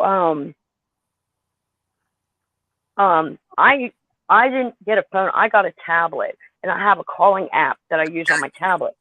Well, I broke my tablet. I accidentally dropped it month and a half ago, 2 months ago, and broke it. And they wanted $130 for the what you call it, to replace it. So I had to wait 3 weeks to be able to pay that to replace the tablet. So I didn't have my calling app. If I needed to call anybody, I just used my husband's phone. Well, apparently my brother had been trying to call me because when I got that car, I called my brother, and long story short, my mom, she actually passed away a month ago on July 18th, and I'm still in shock that a month has gone by, and that I'm struggling with. And when I say I wanted to talk about hypocrisy is, you know, I am the biggest preacher to tell y'all no regrets, no regrets. And you know, I've had more signs from God this week than probably in 10 years. My friend here in Indy, I talk to her maybe once every 2 weeks. The last 2 times I talked to her, she asked me, have you talked to your mama? And she would gently remind me. And I said that I was going to write her a letter. And my daughter, Gabby, even said, yeah, you know, if you need help, I'll help you write that letter, Mom, because she's always known, you know, how things were. You know, she wasn't around. She's never been a mom, all of that. If I had wrote that letter like I said I would, she would have gone and read it right before she died. So I feel so much guilt because even in all her psycho episodes, her hatefulness, through it all, she never didn't ask right away, how are the kids? How is Billy? She would be holy hell on wheels, make people's lives a living hell, but she never once forgot to ask how Billy and my kids were. And to know that I didn't mail that letter or talk to her before she died, that hurts. And I ended up walking 2 miles down the road. So all I knew I could do was just tell her I was sorry. I just kept looking up at the sky and telling her I was sorry. The only thing that kept me from going completely, totally insane, because I kind of did lose it outside. I'm not even going to talk about that. But I don't remember what I did outside, but my head got whacked across the shed. I think I went to bend over. I don't know. And I whacked my head really hard. And I remember walking circles. But the only thing that saved me from sheer insanity was that my brother was able to spend the last 3 days with her. And Maryland's on complete lockdown from COVID. Maryland's like New York. You can't go in, you can't go out, you can't do anything. When they put it on lockdown, you're fucked. And I haven't asked him yet, but how he was able to get into that hospital and sit with her for 3 days is nothing short of a miracle. Because all of us know with COVID, everybody had to FaceTime their relatives to say goodbye. Nobody was allowed in. So to me, that's the biggest blessing, and that's what keeps me from losing it. But I got to tell you, if anybody ever has any doubt that there's a God, if you just hear the things that happened this week, if people ever have doubt, they have to see it for themselves. But I sent Robin a text the night that I found out after I came back from my walk. I sent Robin a text. We text and we talk all the time, every day, all day long. We're sending messages, me, Patty, and Robin. And I sent a text to Robin and I said, "Hey, are you busy?" with a question mark. That's all I said. When she saw that text, she called my phone 3 times in a row until I got it answered. I was on the phone with my aunt. I finally got it answered and she goes, "What's wrong? What's wrong?" How the hell did Robin know that? How? There's no way Robin could have known that. But, she's got that, I call it gift, that gift of knowing. And I've got something similar to that. I can tell you when that card was in the mailbox. When my daughter was pulling the mail out of the mailbox, that letter lit up in neon signs. I saw it literally a mile away. I was parked in the parking spot, and I saw the blue letter, but I spotted my aunt's writing, like literally in neon lights. It's the only way I know to explain it. But Robin knew just from that text that something was wrong. So I talked to her for a couple hours, and thank you so much, Robin. Thank you so much. Just letting me just babble and talk and everything. That just helped me more than anything. Well, you and Patty are my girls. I'm telling you, y'all definitely, y'all my number one bitches. I say bitches. Y'all my bitches. But I'll tell you what, now I'm going to tell y'all, because I didn't tell y'all, I'll say this for like 3. I don't believe in coincidence. I used to, but I don't anymore. I don't believe in coincidence. I don't believe in coincidence in real life. I don't believe in true crime either. Do you know I go to the doctor every 2 weeks, and I don't talk to people because my hearing aids are not working right now, and I don't hear more than what I do hear. And when people talk, it sounds like the Snoopy teacher in the classroom. Womp, womp, womp, womp. That's what it sounds like when people talk. That's why I wear earbuds 24/7. And long story short, there was a video playing, and just to save time, I ended up showing her the video, and it was an alligator accident in Florida. And she said, "Oh yeah, I lived in Florida. I think she said 20 years." And I said, "Oh, I lived in Florida for 20 years." And she said, "Yeah, we left Florida after my mom died." And I said, "I'm sorry, when did your mom die?" Would you believe me? That woman told me her mom died July 18th, a year ago. I said, "Give me your phone number." Now, if that's not a godsend and tell me that woman's not meant to be in my life, I don't know what to tell you. That was just right up in my face. God put her there. What is the chances of that? The one and only person in the waiting room with me. And her mom died the same day, but a year prior. I still can't wrap my head around it. Thank you, man. I still can't wrap my head around that. That just blows my mind. You guys, you're talking like that. Someone dying a year prior What about this?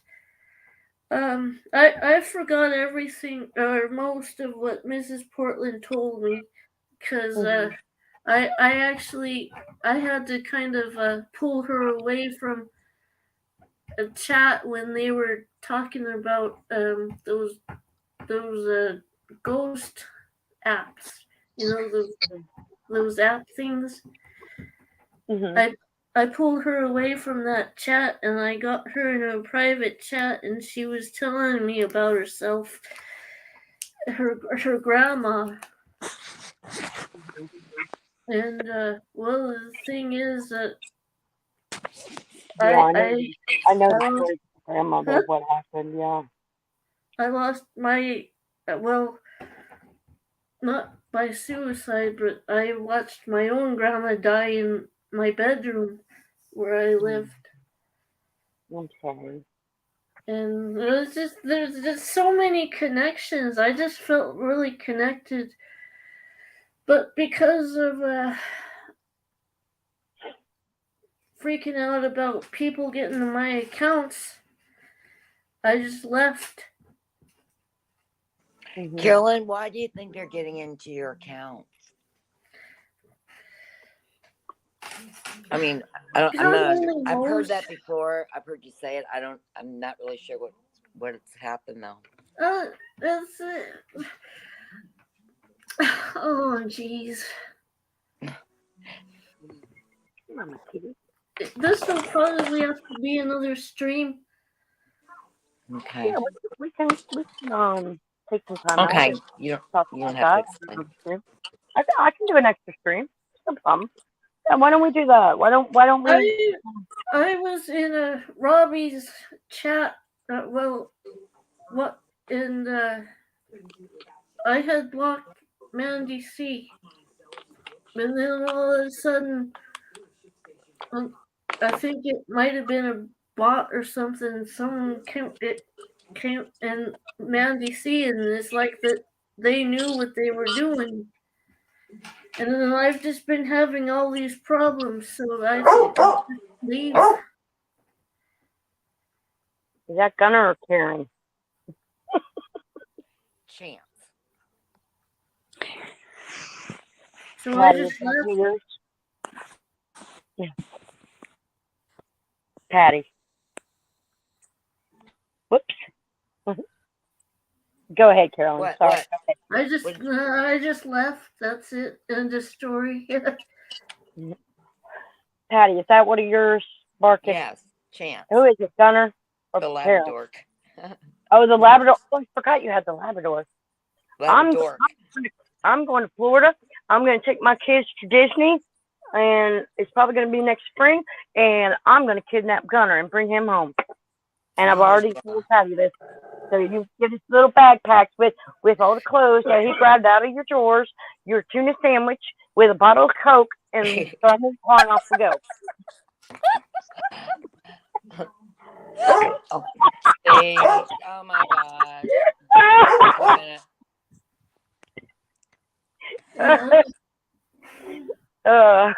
I love Gunnar to death. He's the sweetest dog ever. He's a bloodhound, and he's constantly getting into things. He's worse than a 3-year-old. He's so funny. I don't know how to drop links, but Patty G has a channel that if y'all have not been to her channel, please go over to her channel and subscribe. I found, whenever you do a search on YouTube, I did not know, but when you do a search and channels and videos come up, you can narrow your search down by like time, like day, week, month. Well, if you look up above that, you can search by video, by channel, or by something else. So I think there are 2 or 3 Patty G's, but I'll make sure to drop the link in the comments as soon as the live is over, and y'all check her out because she's got some great videos. I asked her to be my partner in crime to come over to Portland Archives, but I think we'll cover a better area, with 2 channels versus joining, and it does make sense. So, Well, Patty, how did the adoption fair go today? yes, thank you, Robin. How did that go? Well, there's about 40 total dogs, I think it was, and I think maybe 15 cats was the final count, but lots left. But 15 left or 15 adopted? those were adopted, but we Oh, take okay. about 100 to 125 out of the shelters, and they're in foster care. Like they're all safe. They're never going back to the shelter. Awesome. Oh, that's But just so yeah, good. so that's more that we can pull out. I have Hmm. a couple I was going to have you showcase. I got two. Yeah, I meant to get with you the other day on that. I'm so Yeah, sorry. I got I've been meaning for days to get with you on that. I apologize. I got two senior citizens, Elmer and Pasha, and that's oh, there we go. And What's the Labrador's name again? it's a Labrador.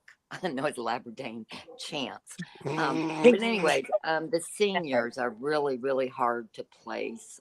And they're the And ones that really have see, my heart. Yeah. for me, I would want to adopt the senior dogs Yes, Yeah, exactly. That's so me. they That's would me have definitely. a Yeah. yeah. beautiful end of life. That's kind of my dream, is having like a senior sanctuary, Yeah. I can't Yes. imagine dropping them off at 12, Oh, 15 years old at the shelter to die alone. don't, That's just That's don't, Patty. cruel. Don't. I can't handle. it I can't. is it I'm is sorry, it Patty. Don't. Please don't. it I'm sorry. I would yeah never it ask you to do this. Stop. I'm gonna lose it. I can't. so I can't. but they're out. They're not in the shelters. I mean, we pull them as best And we that's can, and as enough. many as we can, especially the seniors. Sometimes they only have a week left to live. We call it hospice Mm. care, but they're not up for adoption. They're going to go to a foster, and they're going to stay there, and Mm. live out whatever life they have left. They're going to be loved. So that's the main focus for that. But I do have two that are urgently needing either a foster Okay. or someone We'll to get them adopt up them. tonight. And We will get them. We will get them tonight as soon as this live ends. We'll get yeah. getting that video made. If Patty, would women there will be then email me the pictures in the email, and I got you, babe. I'll have it up within 10 minutes. Stop. Because I have to. They Patty, and I. Go ahead, Robin.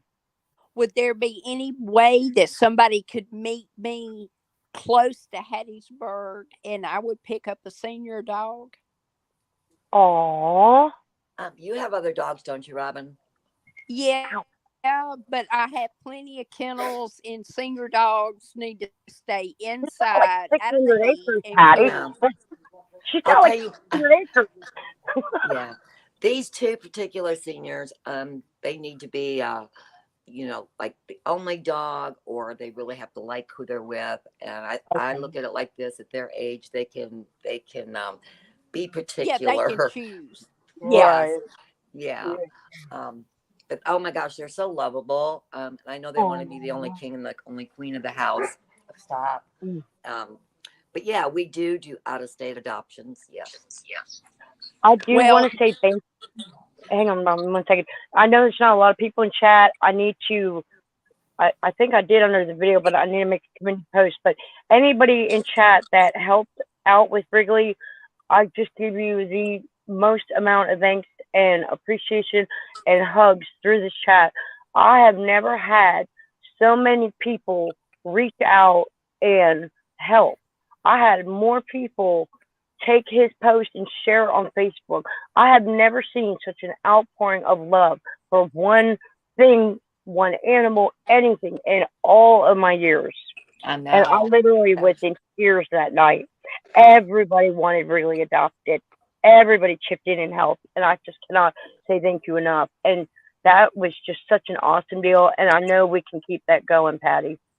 Yeah, and all our dogs that we pull from the shelter, they're spayed, neutered, they're up to date in all their vaccines. They're heartworm negative. Mm-hmm. Well, they're heartworm tested, Okay. and then put on a preventative if they're negative. If they're not, if they're positive, we do the treatments. They're microchipped, so I mean they're all ready to go. They're all healthy and have their certificates of being healthy. I've still got all of Wrigley's info, so I'll just take that and copy and paste. Just all I need is their name and age, and I've got the rest of it for the video. Then I'll pick their Okay. name and age, and I've got the rest. Any particulars with them as well. You know. Okay. But yeah, the seniors, these two seniors in particular, are really on my heart that they get a placement. So, and my crew is not going to let me bring any more in here. I can for a little bit at a time, but I can't overdose my household with any more. Stop. Well, you got one coming soon. You got another one coming soon, right? I got what? Your sister's got a dog, right? Oh gosh, yeah, I got a shorty coming. You got one more coming. I got a senior your shorty. hands full, Oh my love. gosh. You got These your dogs, hands full. Yeah, these dogs will think it's lunch. It is 3 a.m. I better get off now. It was nice talking to everybody. Nice meeting you. Good night, Carolyn. Please night, come Carolyn. back, Carolyn. Yeah, definitely come back. It was great having you. And we'll Okay. do an extra live for you. We'll do an extra live. We'll get things straightened up for you. We'll help you out. Do you want to talk about it now? Really, honestly, I've already been on. Any other time I would, Carolyn, but we're coming up on 3 hours, and I'll be honest, I'm kind of just starting to hurt a little bit. I'm just past my normal, my normal thing, and I'm going into overtime. It's about the only way I know how to put it. I need to go ahead and end my live. Yeah, I'm gonna have to jump down too. I've got some four Yeah, legs it's 10 demanding o'clock. me. I gotta get my babies to bed. So Okay.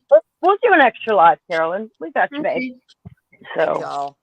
all right, Carolyn. We'll talk at you later. Bye. Bye. Bye-bye. Oh, Patty left us too.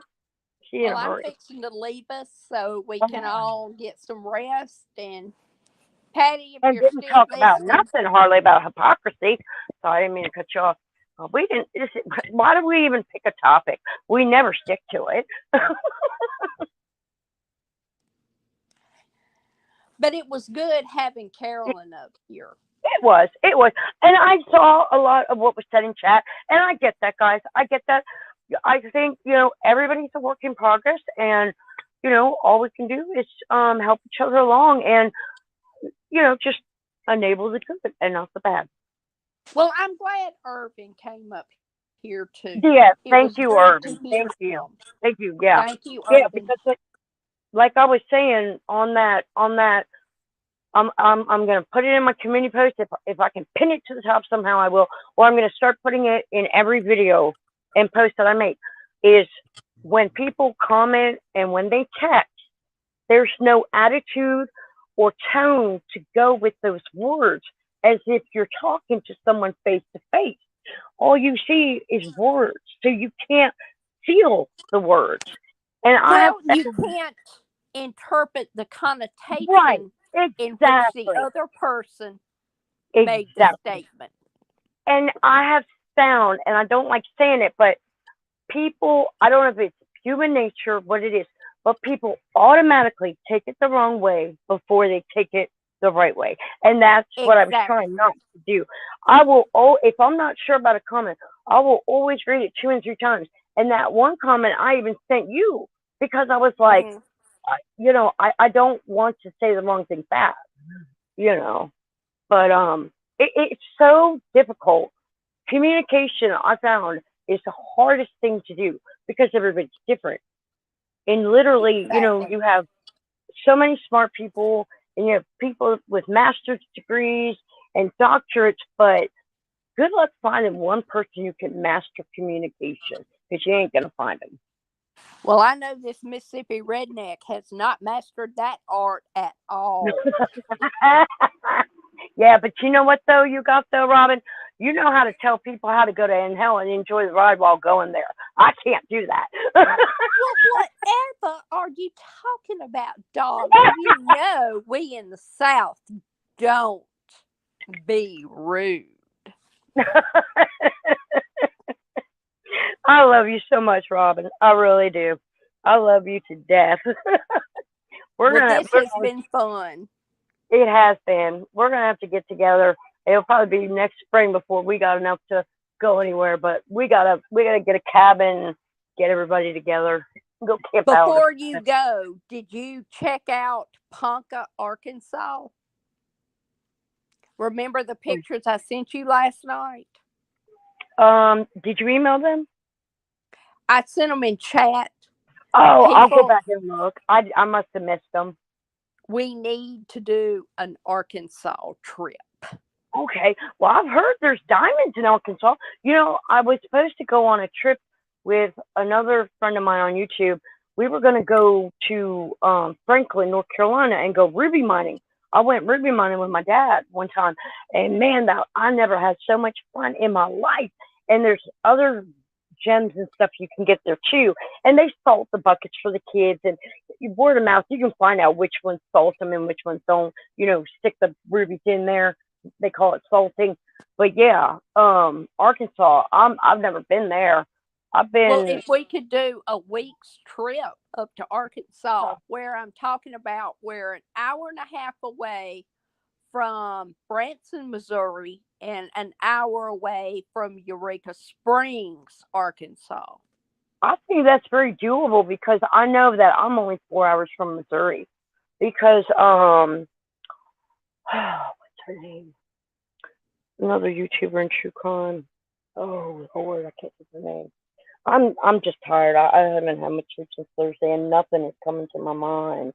Another, I'll think of her name later, but she's in Missouri, and just for, I said that my brother had graduated from basic training, and I forget wherever it was, and that's when I learned, oh, I'm not that far from Missouri, so I know Arkansas is very doable. It is beautiful. There's waterfalls, there's Oh, hiking, there's we're there. shopping. I did get the. Now I know what you're talking about. Now, yes, I did get those pictures. Yeah, because I commented on them. We're there. I'll let you know when the kids are on spring break, and if you can work with that, we're there. I'm already committed. It's beautiful up there. The kids can It go is. trout fishing. We can Oh, hike. We can go look at the elk. We can go to the yeah, state parks and see the man, bears. we're It's there. just sounds We good. are there. We're there. I can even look at the school calendar and tell you when spring break is, and I can definitely find, if you tell me, we'll get together about it, whatever. But I can find everything the cheapest online because I don't pay retail. I don't pay full price for nothing except for groceries. I Hey, know people how to save money. in our chat, do y'all know about Groupon? Yeah, I do. I People know need to. there's good local deals too. Well, I mean, Groupon has some fantastic deals. And Really? then AAA has fantastic deals in that Awesome. VBRO Patty, you vacation got a rental. diamond from Arkansas? I've heard of people finding the like big kahuna, out there. Mm-hmm. You gotta make a video of your ring, Patty, and tell all of us about it. She got a diamond out of one of the diamond fields and put it in a ring, Robin. That's cool. I'll be out That's there with my awesome. shovel and my Oh, spade. you want to know what?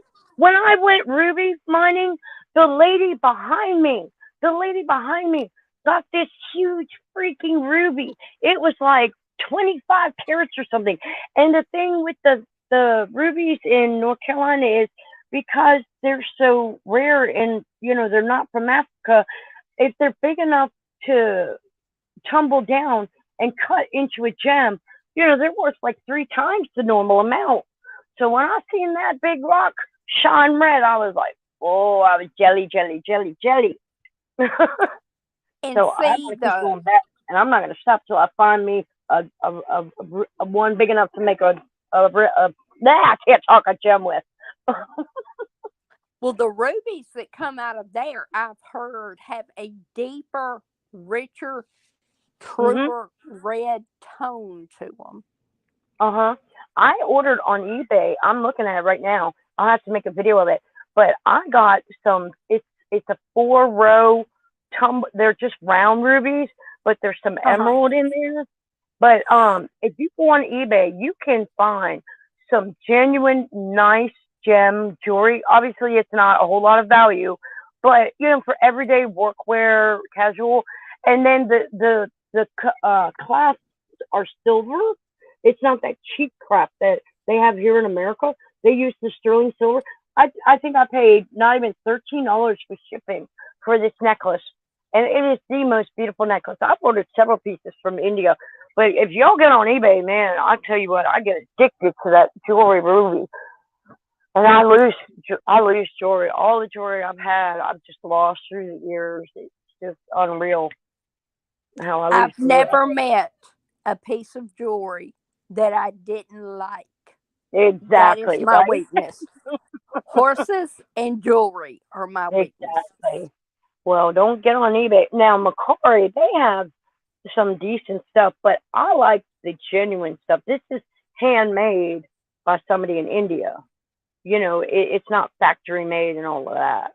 So, I mean, it might be a factory in India, but yeah, it's just more personal. But they have some of the most beautiful jewelry. I'll show you a couple pictures and get you addicted. I'll get you going on eBay. Well, I'm fixing to shout out for somebody I really care about. If y'all ever get a chance to see on Facebook, Uh-huh. Instagram, YouTube, and TikTok, it's called Hippie Couture. And she deals in nothing but turquoise. And let me tell you, this Really? woman has the turquoise. Can you I'll send you a link. send me a link and I will put that in the comments, and I'll throw them in my video. I'll put her in at the end of the next couple of videos, and I'll put her on my community post. I'm a jewelry fanatic. I can't. I don't wear yellow gold. I wear white gold, but I can't afford, obviously the nice, white gold stuff. But I love sterling silver. I love sterling, and you don't have to pay a whole lot for beautiful jewelry when you got eBay and Macquarie. I mean, Well, this for me, is gorgeous. Well, for me, in 90% of the time that I'm dressed, I'm in cowboy boots, jeans, a Western shirt, a hat, and all the turquoise that I can stand to carry. I will I tell look you. like the Saint Bernard with the brandy cask collar and the brandy. I'll tell you, the only thing that disappointed me with turquoise was I went out to Arizona to see some friends of the family back in like 2002, and we were driving. I don't know if it was from the Hoover Dam. I flew in, but we were driving to Vegas. But along the way, there's a lot of stop offs to where you can take pictures of the Grand Canyon and all of that. But there's also a lot of natives selling jewelry. There's a lot of setups where, as you're driving along, you see them and you can stop and buy the jewelry. Well, I bought all kinds of jewelry, from the native people that were selling the jewelry. And I wear them for a week, not even 2 weeks, and my skin's turning green. And I'm like, what the fuck? I thought it was sterling silver. And they indicated that too. And no disrespect, it just was disappointing. They're saying it's sterling silver. I thought through and through, but it's only plated. So, I'm not trying to complain. I'm really not. But I just felt like the price was way, knowing that then, knowing it's not real sterling silver, the price was 3 times the amount that it should have been. Well, I mean, my son worked for D&D, and he would travel out to New Mexico with this job. So the first time he went out there, I said, here's some money, pick me out some jewelry. My gosh, that child came home with some of the most beautiful turquoise jewelry. Aww. And I said, where did you find this? He said, Mama, I ought not tell you. It was a roadside stand right outside of Santa Fe, New Mexico, and there was 4 or 5 Indians that ran the store, and everything in that store was handmade. Wow. Yeah, I went into a store very similar to that. I have chili peppers in my kitchen. I got pepper deco, and the chili peppers hanging up. They're hanging off a rope, and they're plastic. But the only place I could find them was in one of the stores on the way to Vegas, and I still got them hanging up to this day.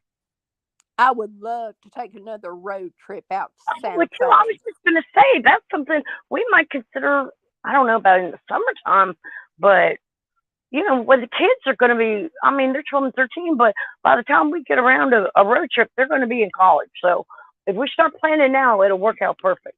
So let's plan that trip to Arkansas, and then we'll plan the road trip. I took a road trip with my cousin from England. Man, that was awesome. 3 months out traveling. I'll tell you all about that in another live stream. But I've been as far west as Arizona. I've not been to California or the upper Northwest. I think we need to take us a trip to Arizona and go north and just don't stop till we stop. I would love to see the Oregon coast. Yeah. I would love to see Seattle, Washington. Yes, definitely. I want to see Montana, Wyoming, and North Dakota. Yes. You remember those glass globes? Miss Portland was showing those glass globes in that video I put up. I am so fascinated with those glass globes. I don't know if they're on eBay. I don't know. I'm sure somebody makes them, but I've got to have one. I have got to have one. She said something like, I guess instead of an Easter thing every year, it's not at Easter time, but it's basically like an Easter hunt, but they're globes, they're glass globes. And you go around and you find them. And for the city to do that, that's cool as shit. Because I know that is. Yeah, because those globes are not cheap. And being a local artist like that, they're going to be even more expensive. But man, I saw that and I was like, I've got to have one. And I have not gone on eBay because I do not have the money yet for it. But I'm fixing to look me up some and I'm going to get one. So, all right. Well, I guess we're going to call it a night because I can talk to y'all all night if you let me. I can talk to you all night too. Now I know it. I love you to death. I love you to death, Robin. You're my fish. Well, you and Patty are my hugs and kisses. There you go. Exactly. And if I can have it my way, all my subs, we're going to get to know them, and all of us are going to be that way. All the people. I want it to be that way. I do. There's a handful that have been with us from day one, and I say us because everything to me is us and teamwork. Yeah, Patty's got her own channel, but y'all are still here with me on my channel. So it's not me. It's us. But I like I said, it's teamwork. If you want something done, it's teamwork. So it's us and everybody in chat. And I've had, a handful with me from the beginning, and I've noticed that, and I know each and every one of you who you are, and I appreciate everybody. So, and that's what I want. I want everybody to feel like this is a good place to come, hang out, shoot shit, cut up, laugh. If something's wrong, be able to, at least vent, or vent off some frustration. Just be a happy place. Exactly. But I just want it to be a nice place to hang out and enjoy yourself, because everybody gets so wrapped up in day-to-day living, going to work, come home, cook dinner, take a shower, go to bed, do it all over again 4 times over, then you sleep all weekend trying to catch. I mean, the rut life. I hate it. So. Well, I would like to find and make a community where everybody has a good time and there's not this inner fighting and this yang back and forth and fussing and bitching. Well, that's what I want to do here. I want a happy spot. Yeah. I mean, I didn't mind Carolyn and Irvin talking about that, and it was totally fine. But I think we should maybe. Well, they both kept it very respectful. Right. And I think maybe it's not a big deal. It's nothing that has to really have any attention given to it. But maybe we could take one stream, like say have 3 a week, and take one stream a week to work on things like that, and then make the other 2 cutting up and just whatever we talk about. 2 fun, 1 serious, because we can't walk away from the serious. There's stuff that needs to be talked about every week, no matter what. But we definitely need to get the fur babies out there and get them advertised. Yes. And with that said, let's get this live wrapped up because I'm starting to go into overtime too much. I got to get Okay. this video made and get it out there. So, well, thank Well, you, I'm gonna everybody. scoot, All right, Robin. I will talk to you after a little bit. and Big I want hug. to tell the chat, love y'all. Hit the thumbs up, and we'll see you soon. There you go. All right, Robin. Night, night. I'll talk to you in a little bit. All right, bye. Okay, bye. Thank you so much, everybody, for coming to the live tonight. Um, I don't know. I guess this is gonna how it's gonna be. I don't know each and every time what to talk about or look for, and I don't know what people are expecting. But feel free to leave your comments, suggestions, anything bothering y'all. Just let me know. Any anything at all, y'all let me know. You're not gonna hurt my feelings. I want people to be able to come to me and talk to me and know that I'm not gonna get offended. I'm just as relaxed as can be. But thank you to all the mods that helped out tonight. If without y'all we couldn't make this live stream work. So thank you, thank you, thank you. And I'm gonna call it a night, and I hope y'all have sweet dreams, big hugs, and I love all of you. Night night.